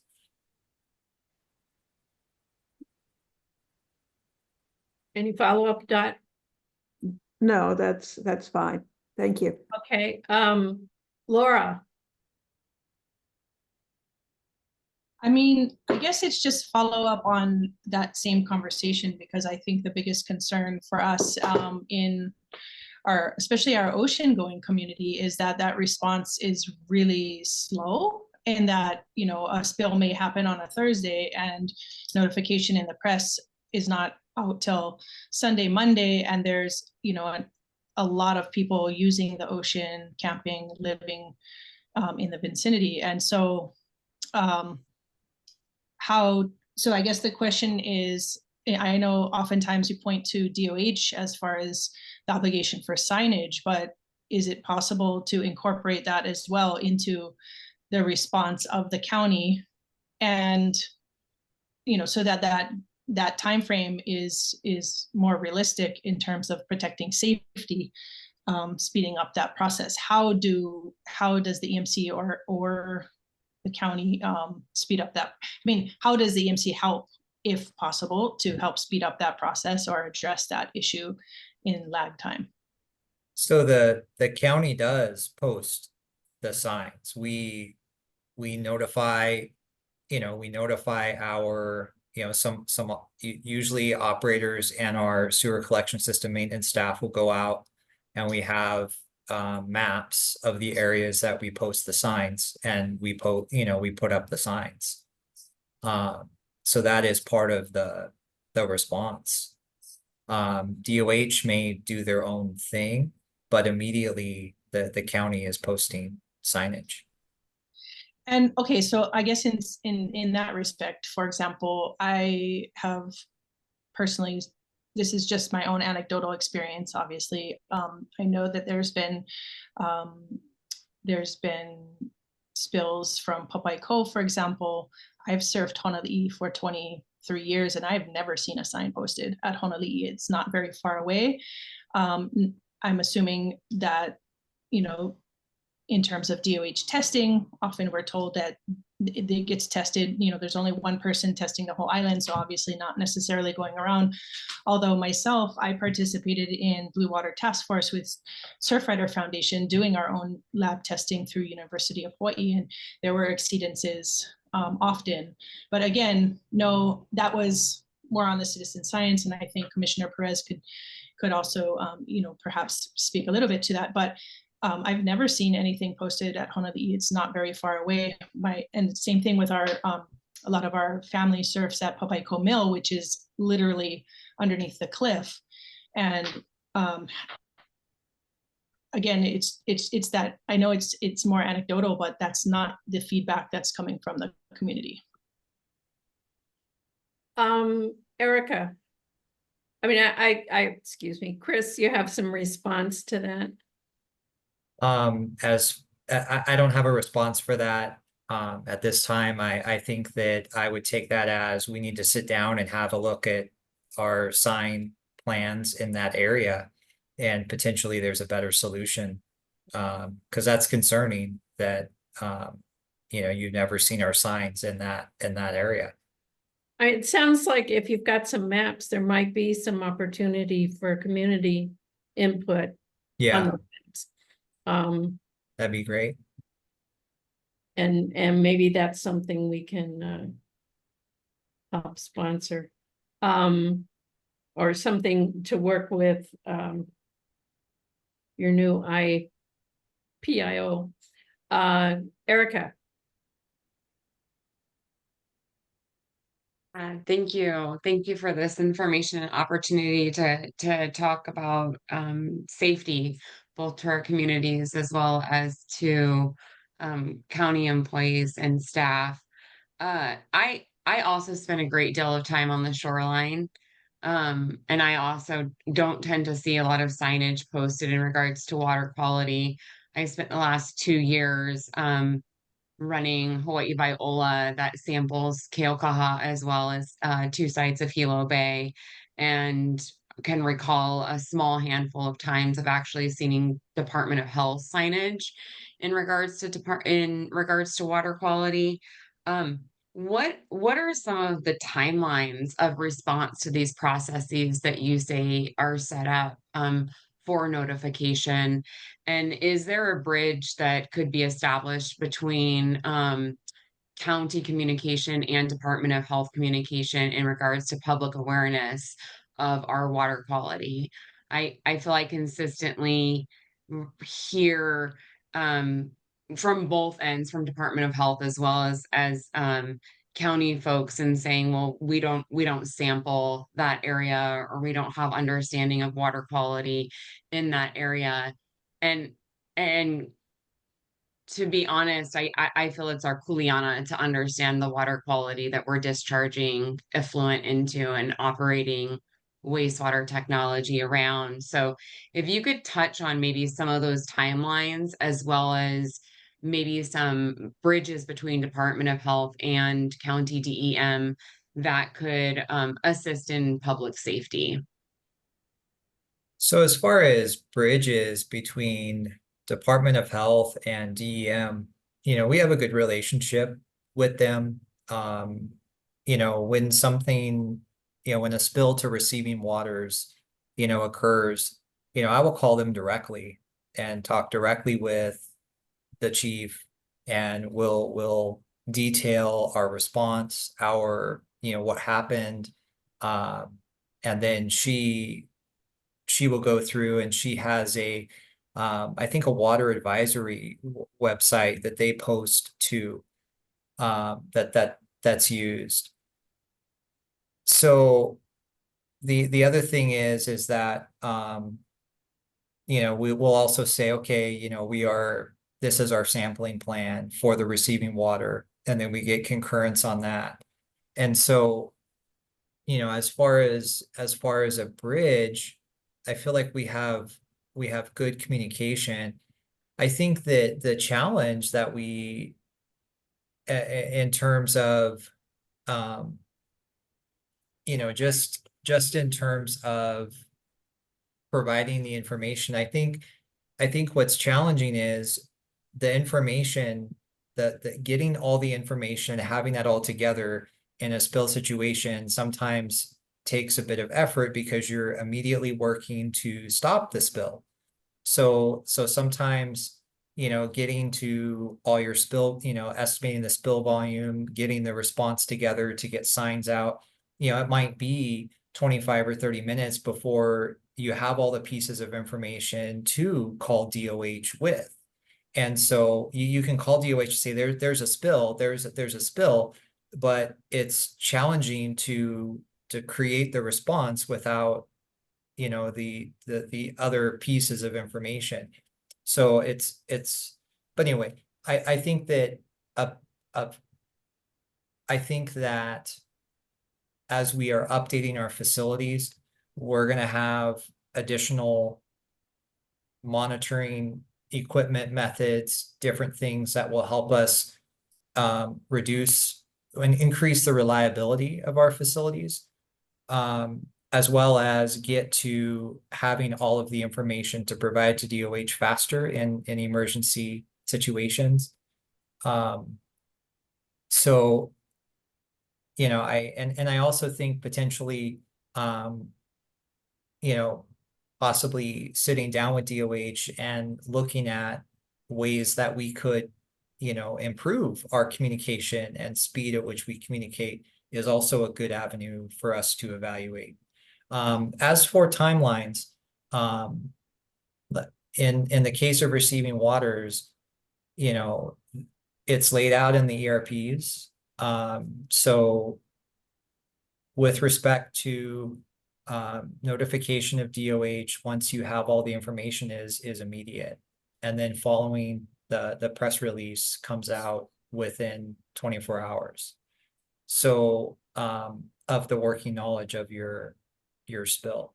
And so those are the timelines for that. There are other different events that trigger different timelines, but really our goal is to provide the public the information as soon as possible.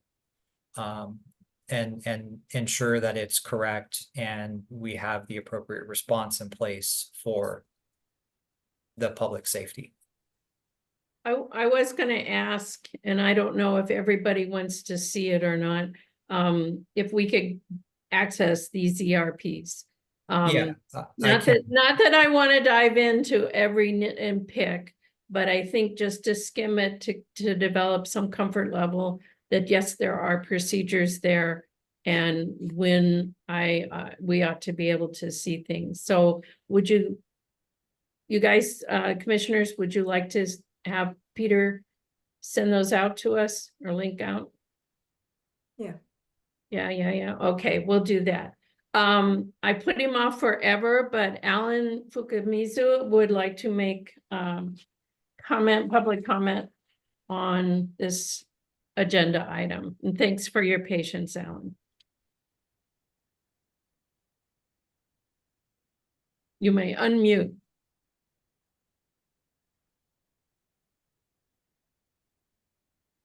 Oh, now he goes to the bathroom. Can I just say something? Is there Dell, I see your hand way in the back. Okay. Thank you. So I share the sentiment with all my other commissioners, and I want to thank Chris. That was a very comprehensive report. And as you mentioned, you were going to provide us copies of the SOP. Yeah. So, but I was thinking too, it's something that's always evolving, right? Every time something comes up, you're going to include that. And with that inclusion, you're going to also have like JSAs, job safety analysis for every employee, and have record of that. And then working with the operators at these little plants like Papaico and Pulaimano, because there are issues that they deal with every day. So some of their input would be real critical in when you're working on your SOPs. So that was just my take on that, because I don't know, we cannot always rely on the consultants to give us what we want to hear or what we ought to know. It's the people actually out there working under the conditions that they are, having to improvise where they need to. So I think they're critical in helping you set up SOPs. Thank you so much. Alan, are you back? are you there? Mm. Gonzalo, you have comment. It's just a question. Chris, do you guys drill, have prescribed drills and frequencies and document lessons learned and, do all those types of steps? Because, plans are great, but if you don't drill them, they're practically useless when it comes down to the actual operating the plan. So at this current time, I would say that as far as drills go, we don't typically have the drills. We do offer training for various, procedures as far as setting up the pumps, getting the generator set up, because those are used for maintenance as well. There may come a time that we have specific tasks that require those pumps or different things, or we get a new pump and we want everybody to be familiar with it. But as far as drills, yeah, not at this time. Yeah, and I would just suggest that you consider developing, some drills for some of your higher risk scenarios, and actually train them, and then do lessons learned with your staff and the field response teams and all that stuff. I have found them to be incredibly valuable in my professional practice. No, that's a great point, and thank you. Dot, something quick, because Alan's back. Sorry, I was having some technical difficulties. Ah, okay. So I just have a couple questions regarding this spill.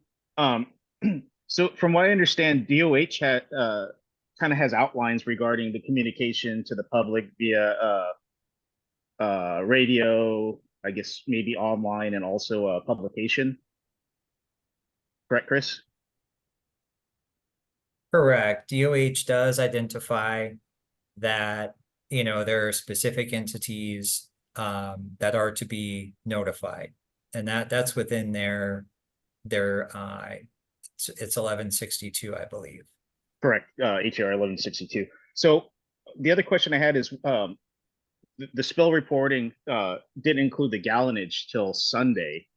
Was it not calculated, or was it just not provided to DOH or the respective entities for communication? No, the gallons were provided. They were provided in my initial call to DOH, as well as in my correspondence with the other folks. Okay. The other question I has is regarding the corrective action of the spill. What type of corrective action was put in place, and when was it put in place? So as far as the corrective action for the spill, immediately the spill was stopped. Within the facility, the operational parameters were adjusted. That ended, the process bypass. So I'm talking about, I'm sorry, I'm speaking about as far as preventing it in the future. Was there any type of, right after the spill, any type of operating procedure, SOP put in place regarding the valving or anything? Or if so, when was it put in place? So at this point in time, we have no approved SOP in place. But Alan, you bring up, a good point in that we will develop one. Okay. And as far as spills go, when it happens off hours, who would you communicate with the spill? So as far as the spill goes, immediately it would be communicated to, me, and then it would be communicated from me to, Ramsey and Brenda. They're on call, 24 hours a day. And then, they would provide direction at that point. So as far as like a weekend or a Friday night, they would communicate that to DOH? So as far as DOH, I believe if I believe as far as DOH goes, I don't believe they have a 24-hour number. So they are communicated to at the next, working day. And I think in that case, we may need to evaluate using our civil defense means, because potentially civil defense might have access to their platform. Yeah. So a spill off hours, like on the weekends or holidays, actually reported to the state hospital. Believe it or not. Okay. Okay. All right. So Thank you. Alan, I want to make sure, I thank you for those questions, but if you have specific testimony to provide formally. Sure. Are you guys, Georgine, I'm sorry, are you guys going to go through the pictures with everybody? No, The treatment plan? did you submit the testimony? Or just send No, it to me? No, I thought there was some pictures taken of the treatment plants, part of the agenda during the tours. They are in, and maybe Peter can send you the link. Okay. They're in a reference file as part of the report from the PIG. So I kind of have testimony towards that as far as the safety goes. Everybody knows the facilities are aging, but my concern is on Monday, we had an operator fall through the grating at Coal Mono treatment plant, the steel grating. And so a lot of the grading is aging, and some of the grading we do have, say at the Hilo treatment plant, and I think some of the other plants is fiberglass that's out, directly in the sunlight, and it's aging too. And I know we had another operator years ago fall through that.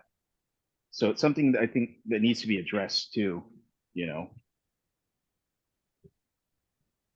as far as, operator safety and maybe tours with the safety go through these plants.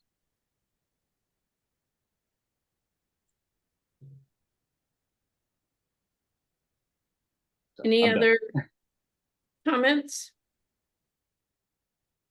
No. Okay, thank you. I have been requested, and I'm always overdoing this, sorry guys, bathroom break. Let's let's take 5, and then we'll come back to the agenda. Thank you very much. Yeah, yes, you're right. I got to figure it out. Sorry. Okay. I never use the hand, so I'm no help to you.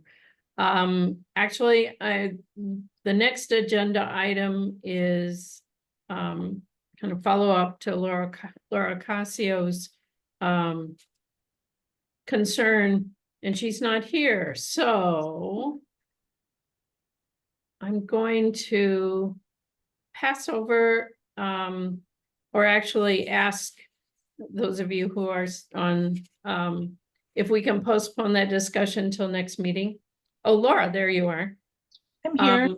Our next item on item 6.4 is to talk about I&I, and I'm wondering, so that we've got time to get through the director's report and some other things that have happened recently. If we can postpone that to next meeting, the end of the month, is that okay? You're talking about the infiltration and intrusion conversation? Right. I mean, that's your call, Chair. Okay, well, if all of you allow me, I'm gonna defer it. If we've got time and we still haven't cracked 12 o'clock, we can go back to it. But I do want to get to the director's report and recent updates that have occurred. So Ramsey, if you and your crew have some issues you want to talk about, now's the time. Yeah, thank you, Georgine. Good stuff, Chris. Good presentation. Just also in addition to the safety, I don't believe it was mentioned, just the department has invested quite a bit of money into getting target solution safety software that could allow staff member to log in for an hour once a month to be able to select any safety topics that is assigned for the year, and take that online course, and they get certificate printed out for them once they finish that 1 hour. They could finish it less than 1 hour, but usually the software is nationwide software that could enhance the safety protocols and safety training to our employees. It's a great tool. Hopefully Chris and staff in the wastewater are using it. We implemented it about more than a year and a half ago when Dora was around. So, and that covers, potential fall and slip, potential job hazard training, potential, tag out, lockout type of procedures. So it has a whole library of safety topics. I mean, it's a huge, and it's video, and it's also presented based on actual people doing the training through these videos. So Chris, make sure that the program is being utilized, because the department has spent quite a bit of money on making sure that all staff have access to this safety program, because safety is our number one priority. We did inherit a lot of facilities that's been outdated, and we have a lot of work ahead of us. I'm not saying we're there yet. There's a lot of improvement still we need to go through. The good thing, the Halo facilities being out to bid, and hopefully we can start construction and issue notice to proceed before the end of this year. So, which is a good thing. I'll have more of the detail to my staff on the solid waste and wastewater. But if Peter have done a good job on the legislative update, and he added the table as well. So if anybody has questions, issues, please let us know. And as far as solid waste division, my staff, Greg, is here, and I'm sure they'll carry on item number 2, solid waste.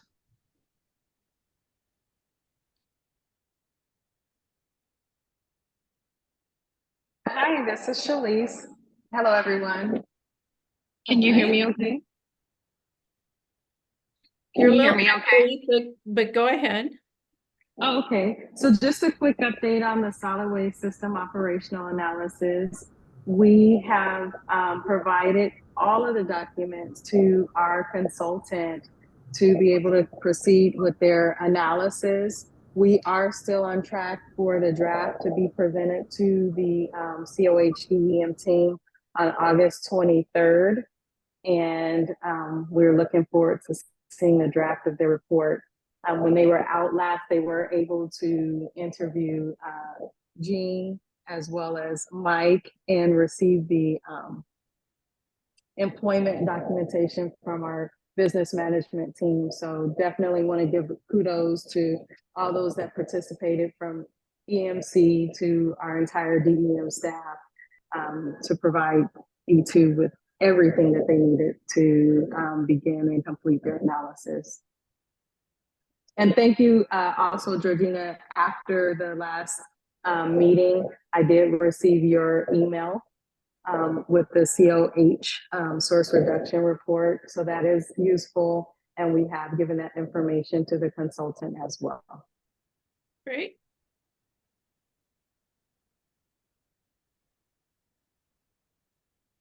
So is this the time we should talk about Bill 140? Yes, I guess if you guys have any question for the solid waste division, myself on the solid waste before we move to item number 3. I guess I've seen there is item number 2, Shaliz, item number 2, you have shared all these slides. Are you gonna go through the slides or who's going through the slides? I think if what you're talking about is in the written director's report, all the tables and whatnot, I would just ask if there are any questions on those from commissioners. I don't think we need to page through all of them. Or is there something else you're thinking about, Ramsey? No, I just wanted to make sure your expectation and the commissioner expectation. I'm okay with that if you all had the chance to review what was included in the report from slides and you don't have any questions, or if you have questions, I got my Kaha is online as well. So if you guys have any question to the solid waste division, we'll entertain that. And if not, we could entertain the Bill 140. Before we go, excuse Del. me. Hi. Del. So yeah, they're nice trailers. Are there enough trucks to haul the trailers or operators for those trucks? So, good morning, everybody. My name is Mike Kaha. I am the acting solid waste chief, and I'll jump in. Those aren't really nice trailers. We had some problems with our trucks. We had some trucks that were delivered in 2023 that are still being. We didn't accept them. The vendor had some problems getting them taken care of. We do have some trucks online that we can use those trailers right away, but unfortunately, to be honest, we really could use those trucks that we return back to the vendor. The hydraulic systems weren't what we expect, and then they're getting that taken care of for us. Additionally, in May and June, our new trucks were our invitation for bid was pulled.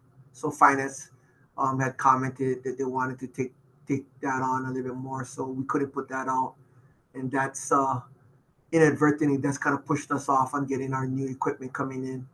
We're getting that taken care of right now, and hopefully we can get that bid put out on the road within the next 30 days. Thank you.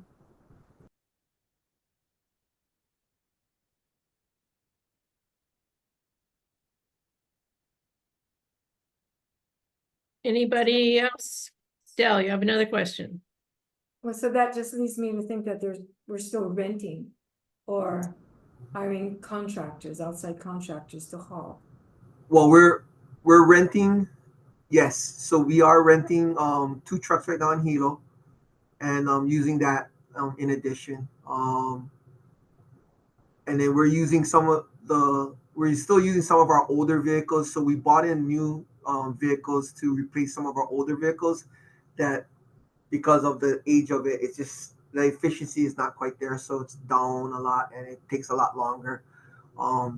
So I really want to get my hands on those new vehicles soon. And then as far as the hiring third-party contractors, yeah, for the purposes of moving green waste, we have been hiring third-party contractors. So I guess I just want to say, I don't understand why they would have, or whatever department felt that it was too costly to, fix the trucks, rather than having to hire and rent.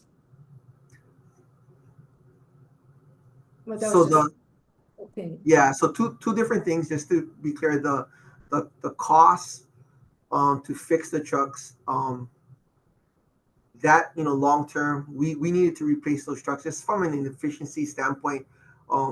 Repairing the equipment continually and then having to slow down in trying to get equipment across the island and breaking down. we need to replace the trucks right off the bat. So there's no question that getting the trucks replaced matters. We continue to use them, but it is at a impact to our operations. The contractor not getting them to us as we spec, that's a whole different issue, and we're getting that taken care of. As far as the third party hauling, that's more of a contract issue, which we probably won't go into here. A little bit different from us purchasing new equipment. It's just a matter of whether we agree with the contractor's interpretation of the contract and whose responsibility it is for us to haul. In this case, the department has decided that for the public's, for their benefit, it is worth us to move it. It doesn't make sense for us to leave the greenways in place or to take it somewhere else that it doesn't need to go. So we are expending that additional funds to bring the greenways to Hilo, but it's at added cost to the department. And I know I saw some on the form. I'm not sure if Craig's going to jump on that, but that's a little bit different. There's two separate issues as far as us purchasing new equipment in line with the pictures of those new trailers. Thank you. Any other solid waste questions? Although Bill 140 is a solid waste question. And also for Peter's sake, it is jumping down to question item number 5 under the director's report, which was a query about the Kalapana edition of Another Day. Everyone get a chance to look at the letter of veto for Bill 140. So Ramsey, if we could talk about that. Yes, thank you, Georgianne. You all Bill 40 came before you, I would imagine 2 months ago or more, when Councilmember Korkowitz came and presented that to you, and your commission and my department pretty much submitted letters to county council. We agree with the intent, but not the way it was presented, because there's different vehicles to achieve the same intent, which is through the budgeting process. And we did work with Councilmember Kirkowitz prior to the budget, with the idea is to submit it as a project or budget amendment, but the route that was chosen is different than budget amendment, and it was submitted as Bill 140, which is changing the law and kind of become more of a law rather than allowing the department to navigate through the current study and other challenges that the department have, from financial and operational. And that's when the attorneys, it's came in and they submitted our corporation counsel through county council and through the administration, submitted the letter to county council recommending that the Bill 140 requires some modification because that's separation of power. And when it went before county council, the author of Bill 140 refused to do the modification that requested by corporation council. And then it was approved 6-3, I believe. So it went to the mayor, and mayor vetoed that bill because the premise of that bill is the separation of power. the legislative party versus the administrative parties, two different authorities and two different tasks assigned to different body within the government. So it's more of a legal issue, and our legal department and corporation counsel and even county council were notified by their own council. It is separation of power as per the letter given. So I guess August 8th is gonna go. I believe Council Member Ashley requested that item to go before County Council to override the mayor's veto. So, and that's where we at on that bill 140. Yeah, I was more interested in, obviously, as EMC, we're not qualified to comment on the legal argument that's made. I was more interested in looking at the recommendations that are in here. Hope everybody can read them well enough. Because EMC has some roles here, and whether or not we would want to support or not support as a commission, or each of you individually obviously can comment into the council. So the legal arguments, I think, appear to be the first recommendation to say this is DEM's job to do those first two, but the third one on the list talks specifically about us, asking us to identify access issues involving solid waste disposal sites and make recommendations for their resolution. And then obviously we're all dying to see this operation study, and it's coming. So we'll get that, but I did want to raise whether or not as EMC we wanted to make any recommendations or response on that access question.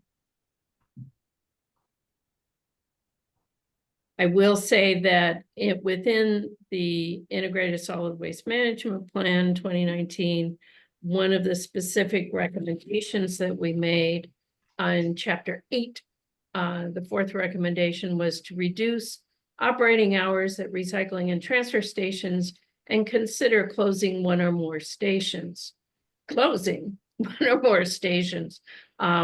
the body of the report, in Chapter 8, Section 7.6, we also had the consultant we were using, Parametrics, to help us write the plan, offered an option for closing 10 different transfer stations.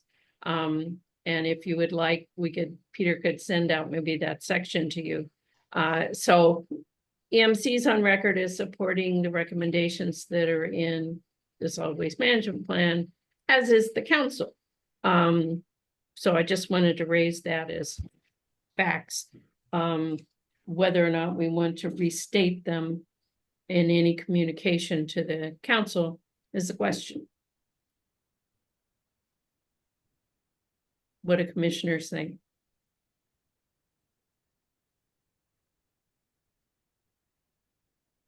This is Commissioner McIntosh. I have no idea what question that you're asking. It didn't make any sense. Oh, sorry. So the mayor has vetoed Bill 140, and in that veto letter, there are a set of recommendations being made, and whether or not we want to support or not support as a commission any of them. And in particular, one of the recommendations was to have EMC identify access issues involving solid waste division sites and make recommendations for their resolution. do we want to do that? Do we want to get something into council next week? When they're going to review this again?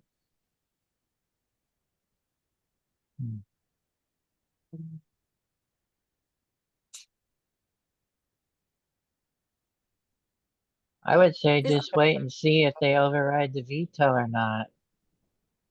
Well, it got passed unanimously last time through. It might change. You don't know. Yeah, true. You never know. I can't think of anything off the top of my head except access issues would be like, at least for the Waihinu transfer station, the times are different for the recycling and the regular trash during the day. I know that has caused some problems with some residents. And you can't take a trailer in, even though there's tons of room. They haven't completed their trailer study yet, I guess. I don't know what to say other than that. Any other discussion, commissioners? Jim Beats? Yes, Jim Beats, District 1. Could you clarify what you were stating about another document that has addresses the access issues? It wasn't so much access as just the existence of transfer stations and the hours they're open. The Integrated Solid Waste Management Plan 2019 had a set of more than 80 recommendations in them. One of them dealt with the issue of our transfer stations and how it was the recommendations from the SWAC that are in the plan that we needed to reduce the hours, even consider closing some of the transfer stations because we have too many to be able to efficiently and cost effectively operate. So we were going the total other direction than Bill 140. So that was the document I was referring to, and I could send you the link for that, or if Peter wants to stick it in the chat. So Georgine, did the commission support those statements? It was a general support for the recommendations in the Integrated Solid Waste Management Plan. And the council also supported, has some resolutions as they support it. It's, you know, the devil in the details. Didn't go through and separately check each recommendation. I just wanted to say that it has been discussed and considered by another group that focused on our solid waste management. So Georgine, if I understand this correctly, that's saying that based on the integrated plan of 2019, they want to reduce and close some of the stations? That was a recommendation. It was basically, we had more than we could handle as county. Okay, so then so could it be because they don't have the bodies? Because the service is definitely needed. You know, it may just create more of a problem if we do take. Yes, it was primarily a resource question that the county did not have sufficient staffing and funding, as you've heard many times from Ramsey, to support the scope of services that currently exist and existed back when we were writing the 2019 plan. And so looking for ways to become more efficient. One of the other recommendations we had was do an operational study. They're finally doing one. It's now 2024. 2019, we said do one. So we're hoping that the results of that will guide where we can go. And the purpose was to look through a lot of the recommendations that were in the waste management plan, they could look at how do we have a more sustainable solid waste management program. Thank you. I mean, it would be nice if we all had curbside. Everybody on the island. Not happening, not happening. So how do we rationalize the kinds of services we provide at the most efficient and effective way we can? So that's where it came from. So it's the rural areas that are affected more, right? By taking away their services. So the island is so big, they're all far apart. I don't see how it would be, we can take it away. I don't. Well, that was part of the reason for the operational study, and I'm dying to see what they come back with. Okay, thank you. I guess my Jim. question, again, this is Jim Beats, District 1. I guess my question is would it be valuable for us to, as a commission, to state to the council, we are looking forward to the results of the operational study to address this issue? We could certainly do that. We did not include that in our previous communication to council. We just said we support the intent. We could send another letter supporting, waiting for that operational study to look at what the best approach would be. I would But we didn't certainly, want to do that last time we voted. So, but we can change our minds. I would certainly support a motion like that, yes. You making a motion? I'm thinking about making a motion.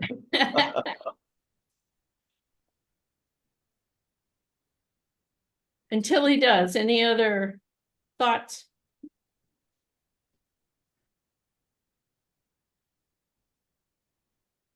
This is Commissioner McIntosh. It's kind of more of a question to Ramsey.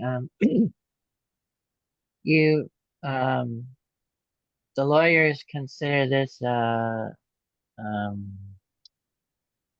breach of, or separation of powers, breach of that. If the council does override the veto, what happens then? Because one branch is exceeding their authority, even their own lawyer advised them on. So does the county sue itself, or do you just comply, or what? I guess a what if scenario is what I'm asking. Well, the scenario is, I guess we could sue each other and waste taxpayers' money, or we already added the additional day. Like I said, you guys and us, we didn't have issue with the intent, but the way it's being presented and taken away from separation of power, it creates the big issue here. I mean, certain things, if you remember Ocean View, when Miley David added additional day and recycling, she went through the amendment of the budget process. And we went through that where we worked with finance. It was brought up during the budget process for hearings, and she got 9 votes. So there is an existing process, but to start embedding into the operation of the solid waste division and the administrative aspect of the government, it became a big issue, because sooner or later you have to keep that line clear so everybody understands what they need to focus on. Like what Georgiana said, it's the same council member that approved reduction of hours and waste in the 2019. So we have to be consistent with the message and allow the department, based on their resources, financial restrictions, and whatever makes good for the benefit of all constituents and the taxpayers to make the proper operational decision. And our take was, we doing the study, we follow in the integrated solid waste management plan that they adopted. And they asked to do operational studies. So we're doing the operation study. Why put the cart in front of the horse? Circumvent this whole study that we've been marched to do based on their approval. So it's, you know, I understand it could be election year, but let's not get involved into that process, please. We got things to do from a department. And we follow in the procedures and the recommendation that came from the prior study, from the current county council members, and from the commissioner themselves. So you guys are the advisory body to the department. I think it's very vital for you guys to speak out on this topic, because you're the same body that approved the integrated waste management solid plan. After we spent so much money on consulting, you guys laid out a stack of lists for us as a department to follow. We following the same list you guys approved.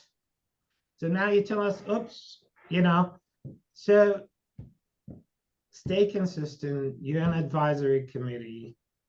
Give the advice. Show your recommendation so we could continue doing what we are tasked to do. I hope, you know, like I said, from a department, there's currently existing methodology to add days to any operation.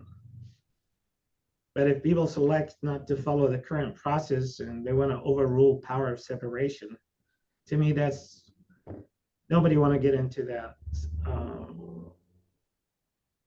that dilemma where the two governing bodies suing each other trying to, it just doesn't make sense. Sorry, but as Wait, far we as got a this, couple questions here. Okay. Del, you wanted to say something? Yeah, real quick on the operational study analysis. I know we're supposed to wait till October for the final draft. But I had a problem from the beginning, because last September, I had to remind you that we weren't contacted by the consultants regarding the plan. So I had wanted to know from the consultants what exactly was wrong with the 2019 integrated plan for me to give meaningful feedback. I never got a response. So when you're talking about this operational plan that we all voted for, I didn't know what was wrong with the existing plan to give feedback. If I did know, I probably would have researched more things to find out and bring out stuff more towards better study. I don't know how the study's going, but all I'm saying is I wasn't given the opportunity to know what was wrong with the original integrated plan to give feedback. And that was it. And that no, you're bothered me. bringing a good, Del, you always bring a good point, and I know you brought it before, and you know, maybe what we need to do when they do the draft, maybe we could have the consultant share the draft with you. To be honest with you, I have not seen the draft myself. I had a conversation with a consultant I think about 2 weeks ago on a Zoom, but she's the project lead coordinator for that project. She knows the tasks that she's assigned. My apology if she has not kept you in the loop. But we could check and see what we maybe, like I said, definitely we probably need to get some feedback before it becomes final. And Right. you guys will have a major part in the review, because I hate to make it final and you guys not in concurrent with the findings or what have you. So yes, you guys play a major role into this. And it may not be October when we get to the final, but Shalice, you want to say something about the Yes. communication with council member Dale? Yes, I will. I can confirm that all council and committee members were contacted, and Georgina and Dale, we did have the email correspondences back and forth about that. So Dale, the offer definitely still stands. If you would like to provide any additional information, but we have reached out to each person. So just wanted to communicate that. So thank Thank you. you. I would be willing. So I don't know what's going on so far, but I still don't know what you wanted us to look at in relationship to the integrated plan of 2019 for us to give meaningful feedback. It's like we can give feedback, but I don't know what I'm giving feedback on. You know, the whole plan or part of the plan or the wastewater, or solid waste, I don't know. Well, So- again, I think we tried to guide you into what you could focus on. The integrated solid waste management plan is like 500 pages long. And so there's a lot in there, and it was still at too high a level for many of the things. All I think at this point is, let's see the draft at the end of this month, so 23rd, you said, Shalice? And we'll get a chance to chew on it once we've got something in hand. And I'm sure there'll be gaps and things that were covered that we think should be covered, and that would be the purpose of our review, is to say, okay, this is what you think, here's what I think. So we'll do that. That is an important part of our charter, is to look at that plan and what we would advise the department to do. But until we see it, it's kind of hard to talk. So Jim, did you figure out what Yes. your motion was yet? Yeah, I guess I'm prepared to make a motion. I'd like to make a motion that the EMC recommends that the county council defers action on Bill 140 until the requested solid waste operational study is completed in October. Is there a second? This is Commissioner McIntosh. I second. Okay. Any further discussion? Certainly what I want.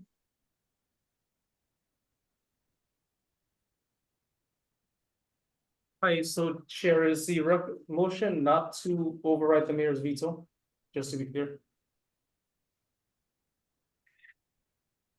Because that's what the vote is gonna be on. I guess that's. Yes, that's essentially what we're saying. At least as a I seconder. mean, part of it is we haven't seen what's on the council agenda. We've seen what Ashley asked for, right? Well, on the council agenda is override of the mayor's veto. Okay, so the beginning line would be, we'd recommend not overriding the veto until what Jim said. The operational study is done. Is that fair, Jim? Well, I guess I want some clarification. I need some clarification. Can we request the vote to be delayed on the override? I assume there's some timing requirement for overriding a veto, is there? Who's our attorney? You're Mr. Protocol. It should be. I don't have the chart in front of me, but. Well, I'm I okay. think there is. I think there is. So is it officially on the agenda, the next meeting, the council? Right. August Yes. 7th.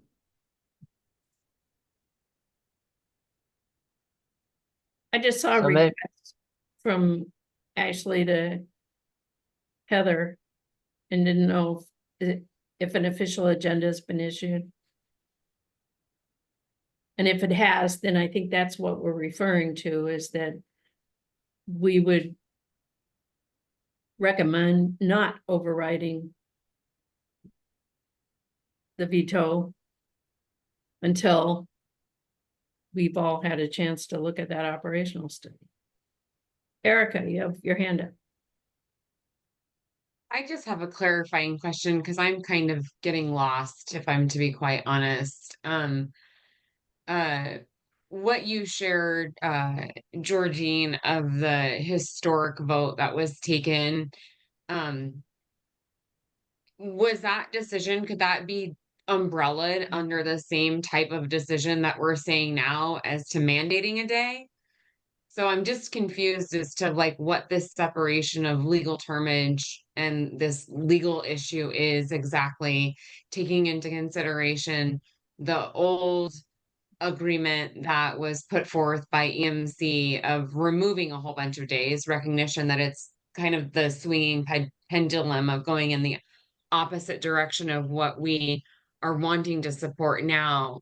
But was that same kind of legal question had when we were trying to remove days, as the legal question is being now, because we're trying to make sure that provisions are made? Is that, because that's kind of what my takeaway is, but I'm not sure if I'm again understanding all this legalese correctly. Well, my understanding is we had written and adopted a solid waste management, integrated solid waste management plan.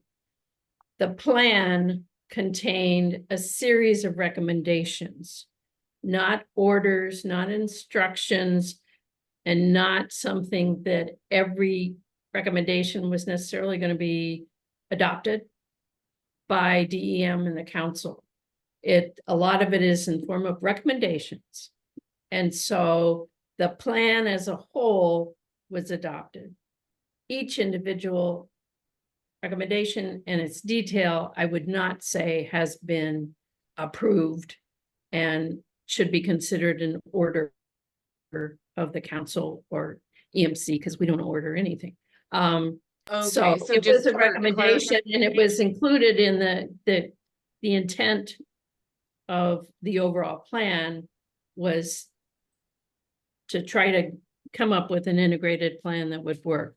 So no, I don't. It was a package, basically, is what you're saying, is that it was a huge package, one recommendation of which was to lower services to where what essentially Council Perkowicz is what she's trying to do is outside of a plan, basically set this standard that all communities should be allotted 2 days of solid waste disposal across the board, outside of it being umbrellaed within an actual integrated plan. Correct. That's the way I. Thank you so much. Thank you. I was not following that. Appreciate that. Thank you. Laura, do you have some comments? I've seen you shaking your head several times. I do, in the sense that I feel like this is there's a lot to this decision in the council, both the original unanimous vote as well as an override. And I feel like I personally don't know enough about the technicality of that separation. Yes, I know it's been stated, and I recognize the authority of and the authority of the council in terms of giving that information to the council. But I feel like I'm personally not prepared at this moment to make a decision that tells the council to override a veto that they've been deliberating on separately from the information that we have. I know we were in discussion with Ashley, and she did come to those meetings that we discussed this on, but it feels very limited to that legal portion. And then also, I feel like in this new integrated solid waste management plan that we are awaiting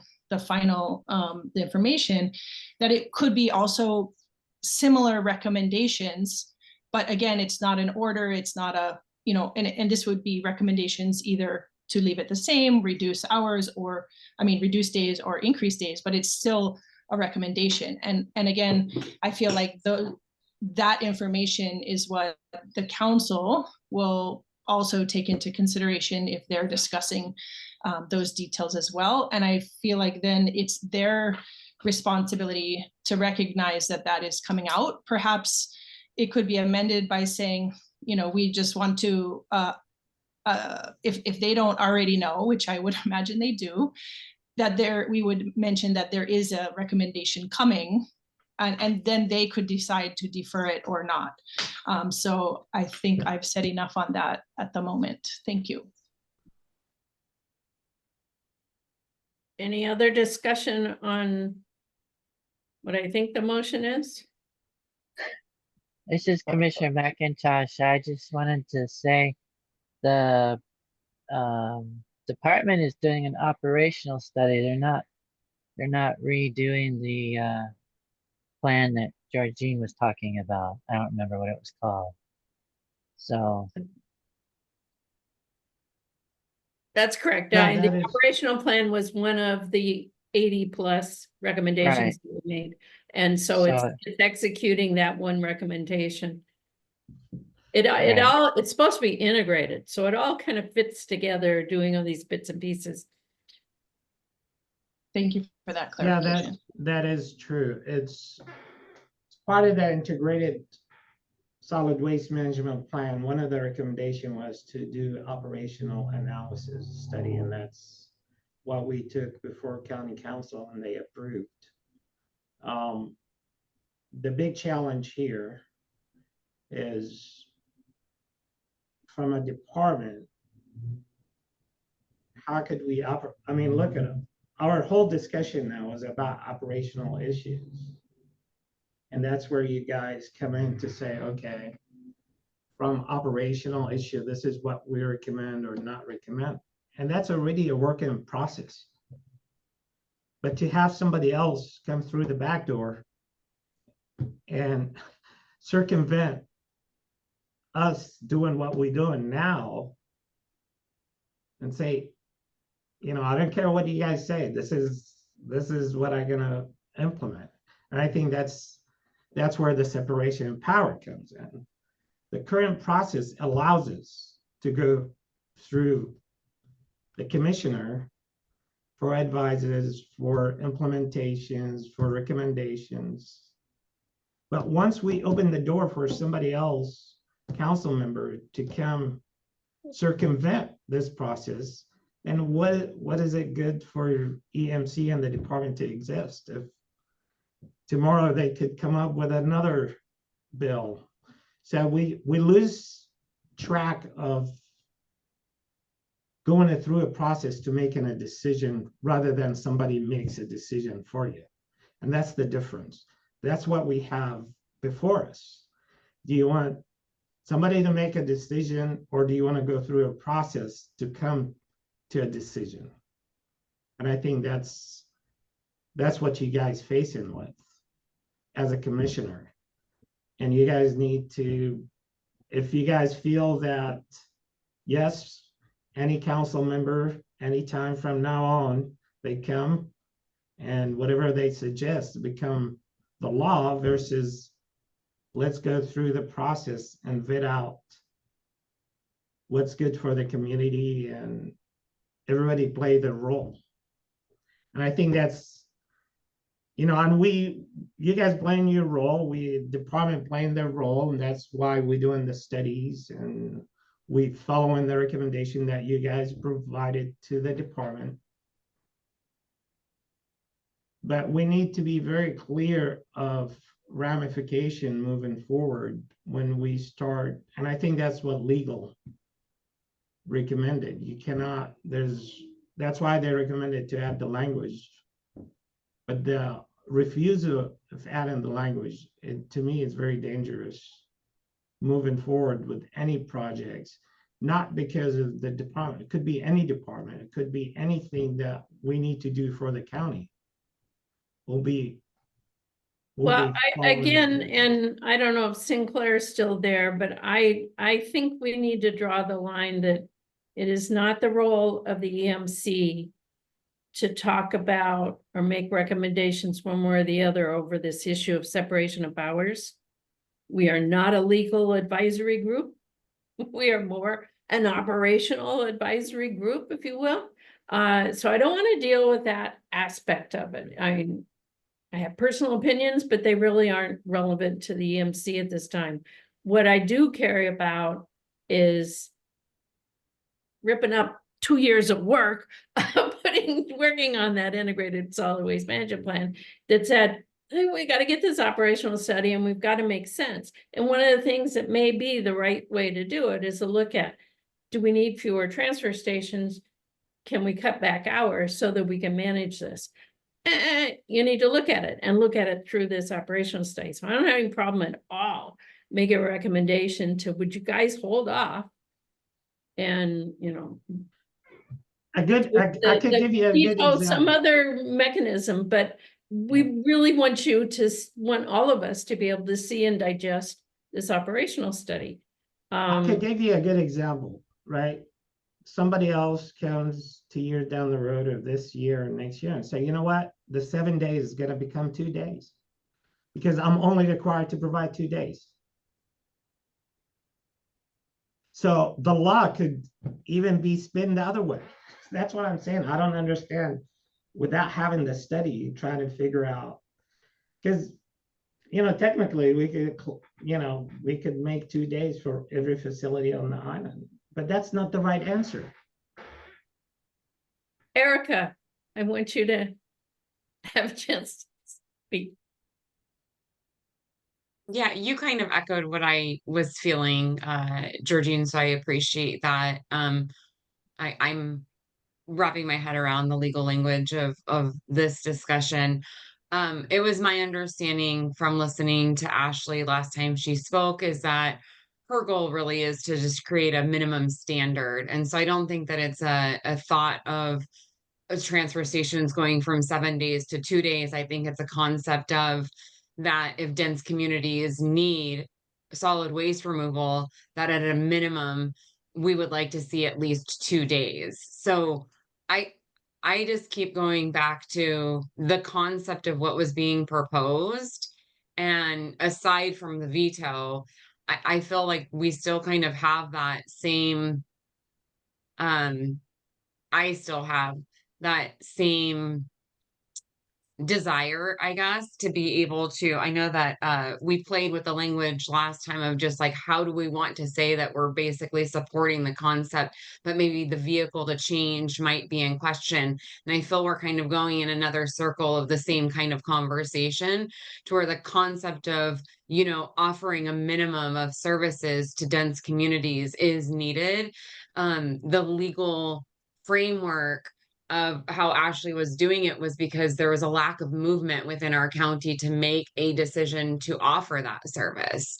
So I don't know where that leaves us, but it leaves me kind of just still kind of in this mindset of I do believe that equitable services should be had amongst all of our communities to the level of the need.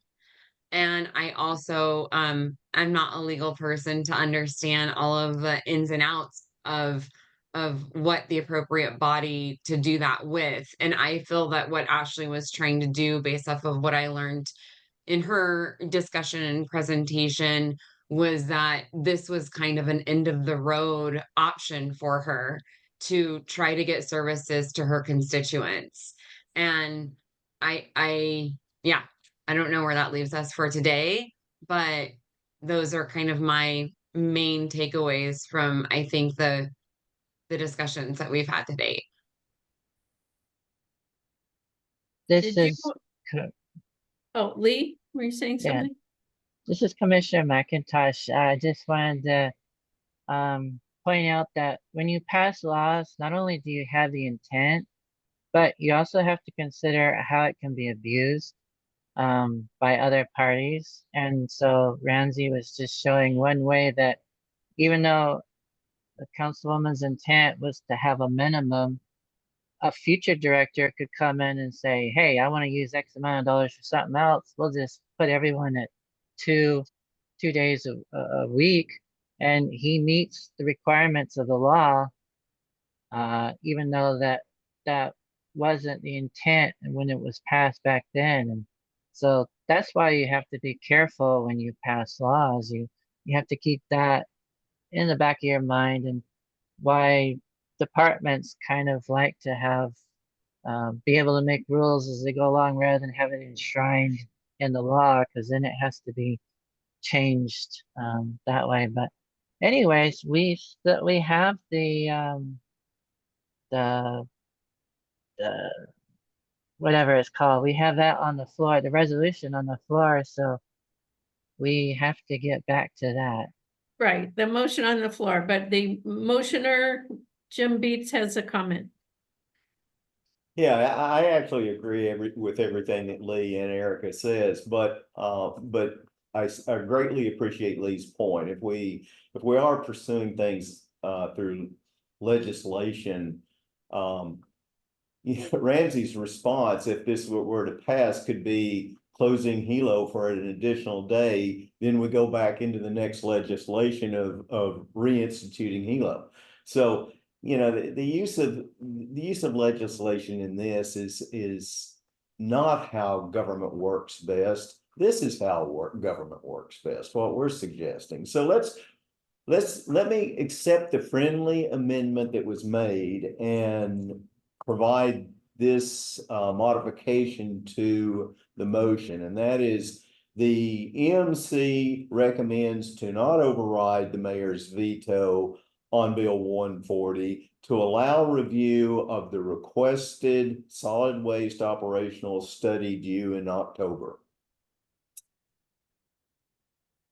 Is there a second for that amended? Do we have to go through some rigmarole to withdraw the previous one? I just think I have to, as a seconder, I think I just have to agree, and I do. Okay. So we have a second on the amended motion to say don't override, wait for the study.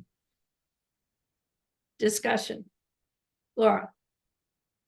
I just wanted to respond to Commissioner Beats' statement about we as a commission are not pursuing the legislative fix to this. We just recommended that we support the idea of the transfer station being open at a minimum of 2 days. And then it was the council or council member that brought it to the legislative piece. And so I would still like to maintain that we are not responsible for that legislation going forward, and then the subsequent conversation around the legal authority.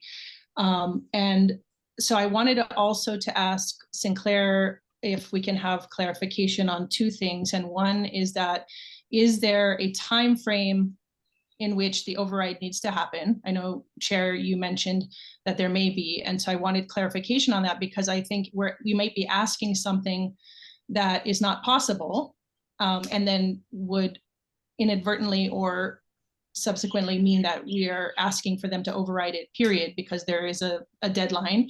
And then the other piece is, I would like some clarity on the difference in this vote between an abstention and a no vote, in terms of, does an abstention, if there's enough, if folks decide to abstain, myself included, and then there's only yes votes, does then it still pass in that same regard? Or just to have some clarity around the difference between a no vote in this particular case and an abstention.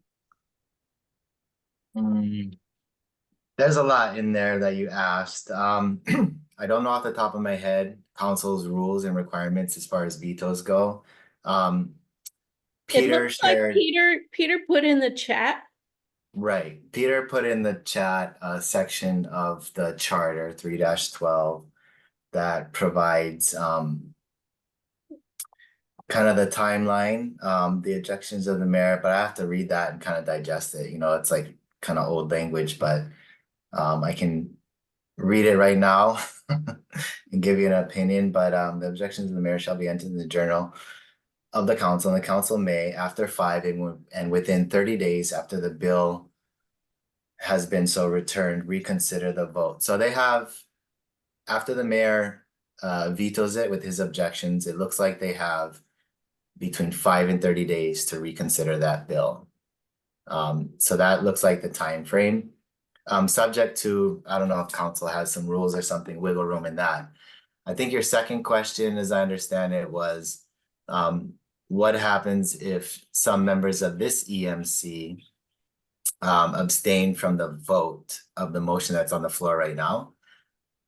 So I think, you know, just standard rules would apply if this board cannot conduct any action unless they have a majority of the quorum voting in favor or against. So if there's not enough votes to carry it, then nothing happens. If there is, then it goes through, is my understanding. Because you guys are voting on to provide your thoughts to the council regarding this veto. And I hear everybody going, you know, kind of struggling about the mayor's objections that were basically legal arguments. And I think, yeah, I mean, there's a lot of nuances in here. Go ahead, do you have a question? Sorry. So is this in our purview as an EMC to recommend an override? It's in our purview to recommend an override at this time? Let's take a look at I'm you sorry, guys. I mean, recommend non-override is what I mean. I think, you know, as I, you know, I'd have to look at you guys. Let me just refresh my memory again on your authority. Where did it go? But I always, whenever I get a question, right, like I want to make sure I'm refreshed on you guys' authority. So I'm just looking for you guys.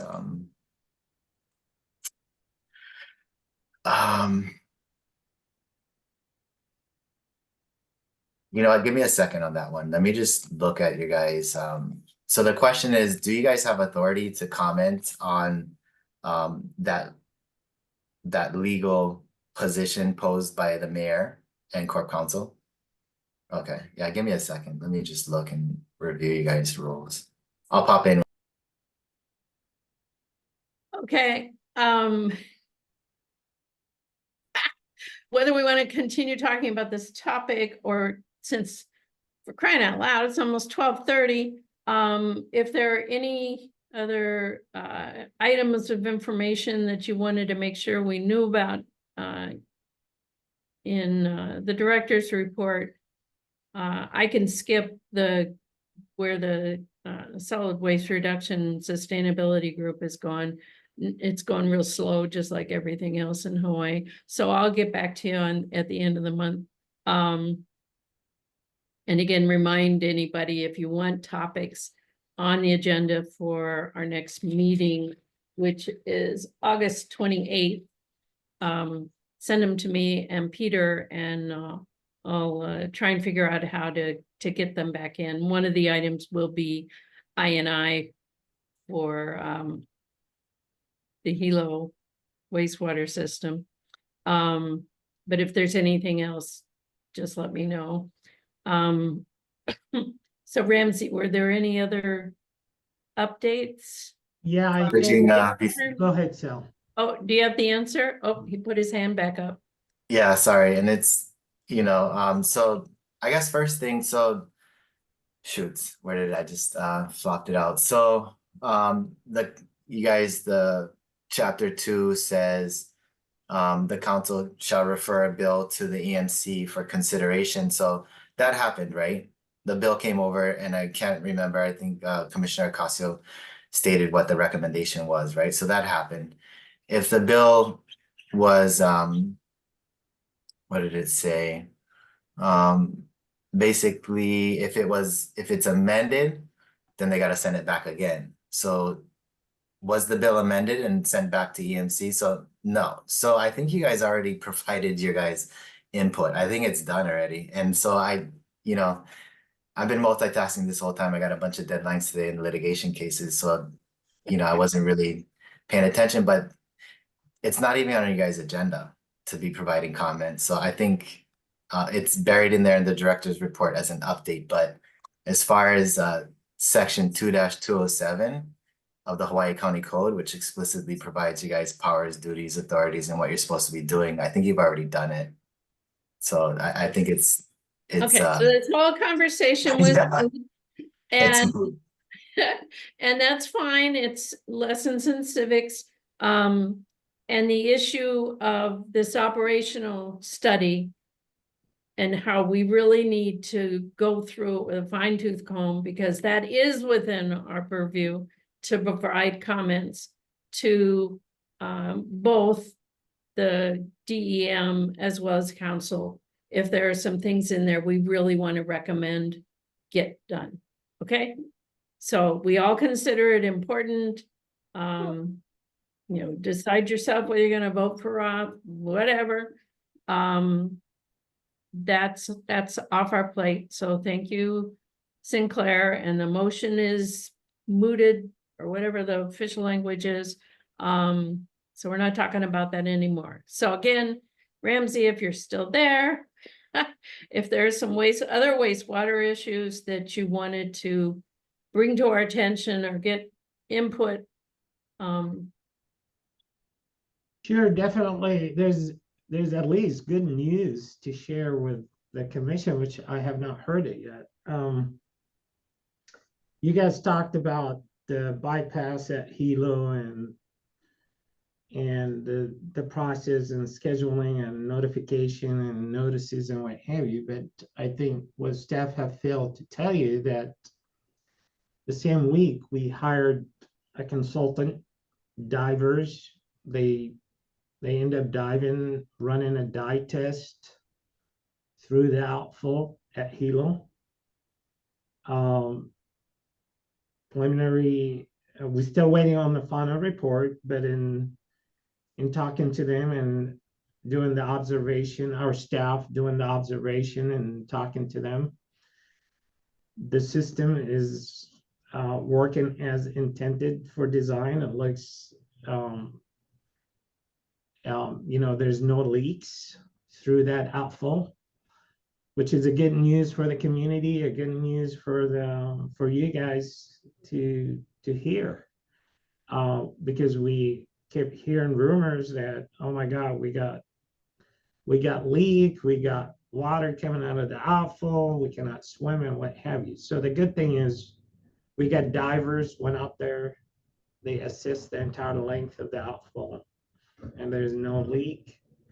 At the diffuser at the end of the pipe, because part of the design is to allow diffuser within the last 200 feet of the pipe to allow equal distribution for the mixing zone, because that's how you get the mixing zone, and you dilute the process, the dilution through the process. So we may have to do minor maintenance to some of the diffusers at the end of the pipe, but that's almost a mile out. But the entire pipe itself, my understanding from staff and the consultant, has no leak. The coral and the reef around the pipe, it looks beautiful. They took pictures, very healthy. But the good news is there was no leak detection from the dye they inserted. We'll wait for the final report, but I thought even I don't have the final report, this was a hot issue. But we need to make sure that we're being transparent. I appreciate it. Speaking of NPDES and compliance, item 3.4 under the director's report is about Kealakehe NPDES. Yes, I guess I could talk about it because the settlement was signed. The first phase of the settlement is to apply for NPDES. We have till the end of the year to submit the application. So Chris Barber is working with our consultant to make sure that the NBDS gets submitted to the Department of Health as agreed on.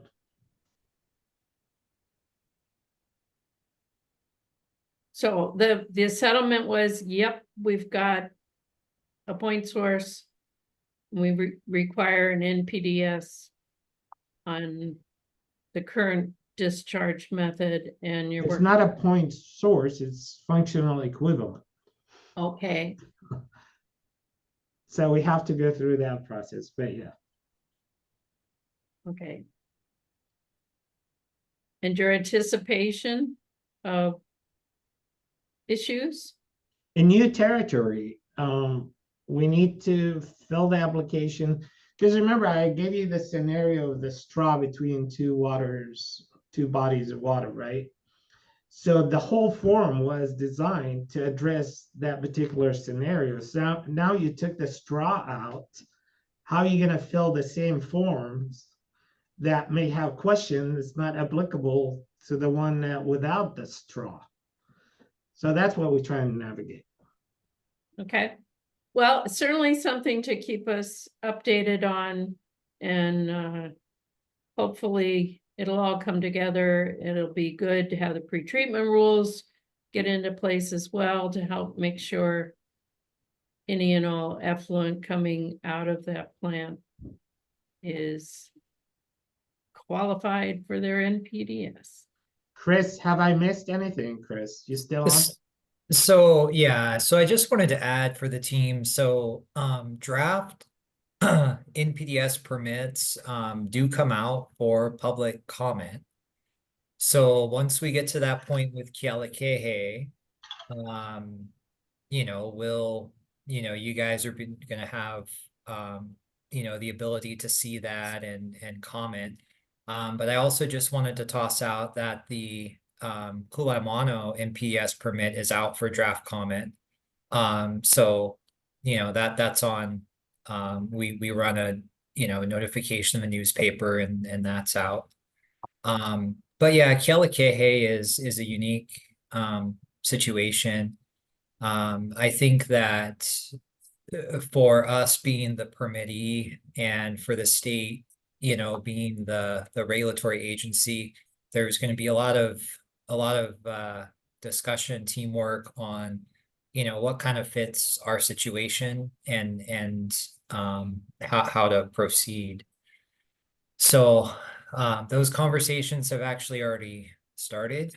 And so we're working with them and, going forward. So. Okay, well. Yeah, Georgina, beware, do guys. you have an experience in NBDS writing? When you were working for a regulatory agency, was it? I'm just kind of curious. I'm trying to solicit anybody on the board that may add some benefit to the. No, never did NPDS. Okay. You might want to talk to Dot, who I think is okay. left. Because I remember some board commissioner had some experience on regulatory agencies, but is she still on? She sent a message saying she was gonna have to disappear. I'm still here. Oh, you're still here. I've worked on NPDS before, and mostly in the implementation of the plans and that sort of thing. So yeah, I would really like to review your NPDS and yeah, to see if it's applicable to our situation. Well, Chris, you got another resource you could call when you call a friend when you need help, a lifeline. So, okay. call a friend. All right, sounds good, Dorothy. Thanks. There's a couple other items on the remaining agenda. One is congratulations to Craig for being appointed the recycling coordinator. I think where's Greg? Oh, I haven't seen him. See, I should have announced that myself. Thank you. Is he on? Yeah, I'm saying. He I is know, on. Is I'm he? always ramming the end of the agenda, so I apologize, but congratulations, Can we Craig. see your face, Greg? Come on. Are you on? Yep, I'm Yep, on. there he is. Oh, yeah, sorry. Congratulations, definitely. He's one of our stars. And I really appreciate him being as a major team player and his thoughts of analyzing situation, being involved, brings so much asset to the department.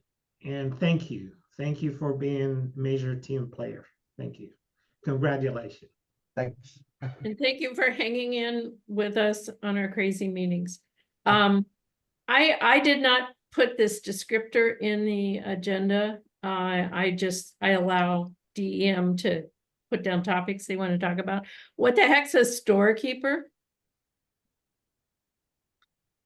Chris, you want to talk about storekeepers? Yeah, so a storekeeper is the county's, or at least wastewater's, inventory control, kind of small, purchase procurement, individual warehouse, manager.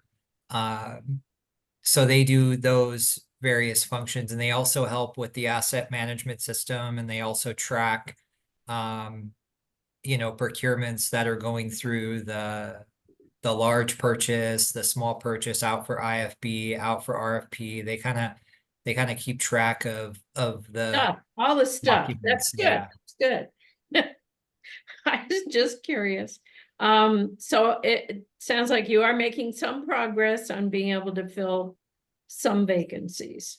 And Correct. The administration's been working on that, and we're all everybody that's been through the interview training that has some experience is jumping in to help out. So right.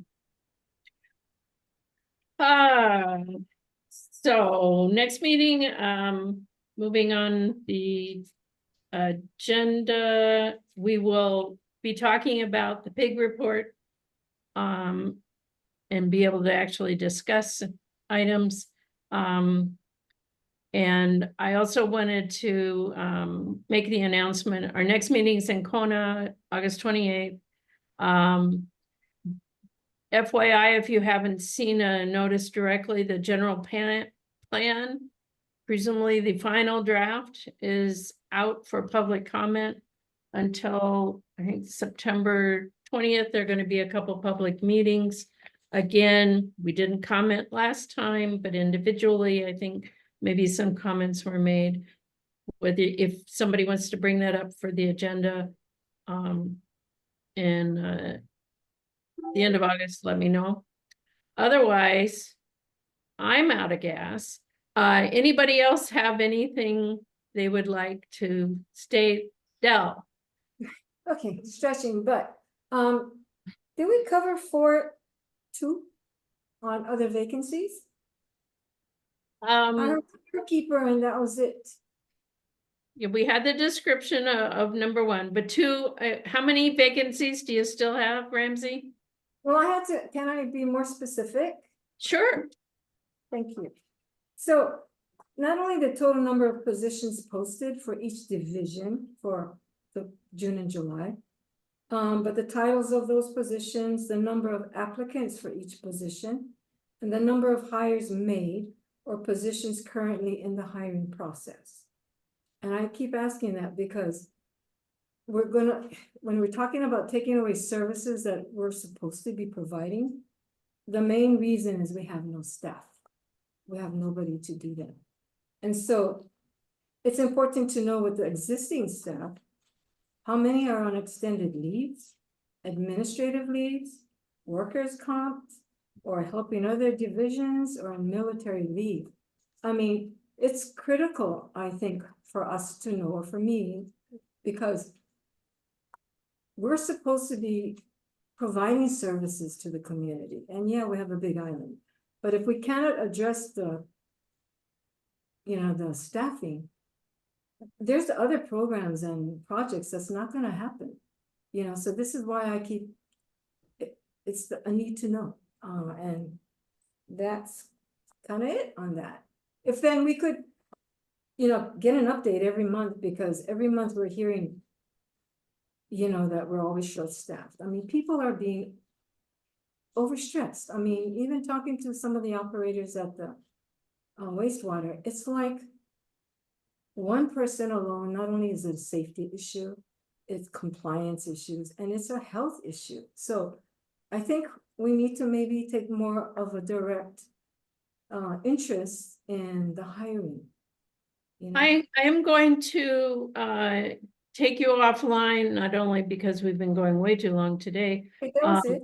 But we also have some, again, charter issues on whether or not, you know, just how far into the HR world EMC is allowed to go. So I will be in contact with you and with Sinclair and to get some clarification on that. I think there is some concern about overstepping our bounds in terms of what kind of advice we can give. So I'll be back at you, Del, so that we can work on that. Okay. Anybody else? But before we leave that, Georgine, I think that's been brought up before, but it's like for every month that we have these meetings, the operation suffers because we have no bodies.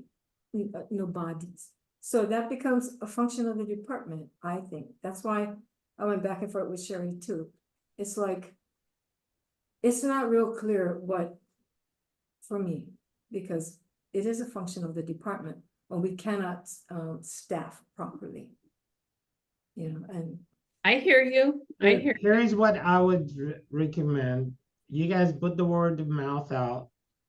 Our major requirement now to fill our HR positions. So to even start recruiting, we don't even have the people that could recruit. So when Heather left, she left a major vacancy, and we still having hard time recruiting for HR program specialists. So if you guys know somebody, we need a HR program specialist applying as soon as possible, like 3 months ago. We've been recruiting for her vacancy when she left, and fortunately, my understanding, the list, probably one had submitted, maybe, I don't know, or none. So we're thinking about what other ways we could bring an HR. I recommended, could we contract an agency to help us? But I don't know. There's HR issues here in the county are complex, like what Georgina said. But if you guys put the word out, if somebody has the experience, the human resources, we have the position that Heather left behind about 3 months ago. That we still could. Yeah, I'm gonna pull the whistle. I have to say this. No, I'm sorry, Georgine, real quick, because this has always been an issue. We had a full staff months ago. And then all of a sudden there is nobody. So the turnover on your HR for this department has been kind of questionable. Well, people get better opportunities. Unfortunately, we don't pay enough. There's different, I mean, that's way beyond your scale and my scale. This is a state level to deal with compensations and other. But all I could tell you, we got the vacancies being out in the street.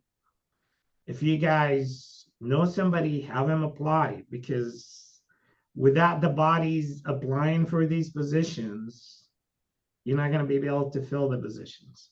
So what happened to the ones that you already have? Other positions came up for them? Is that what it was?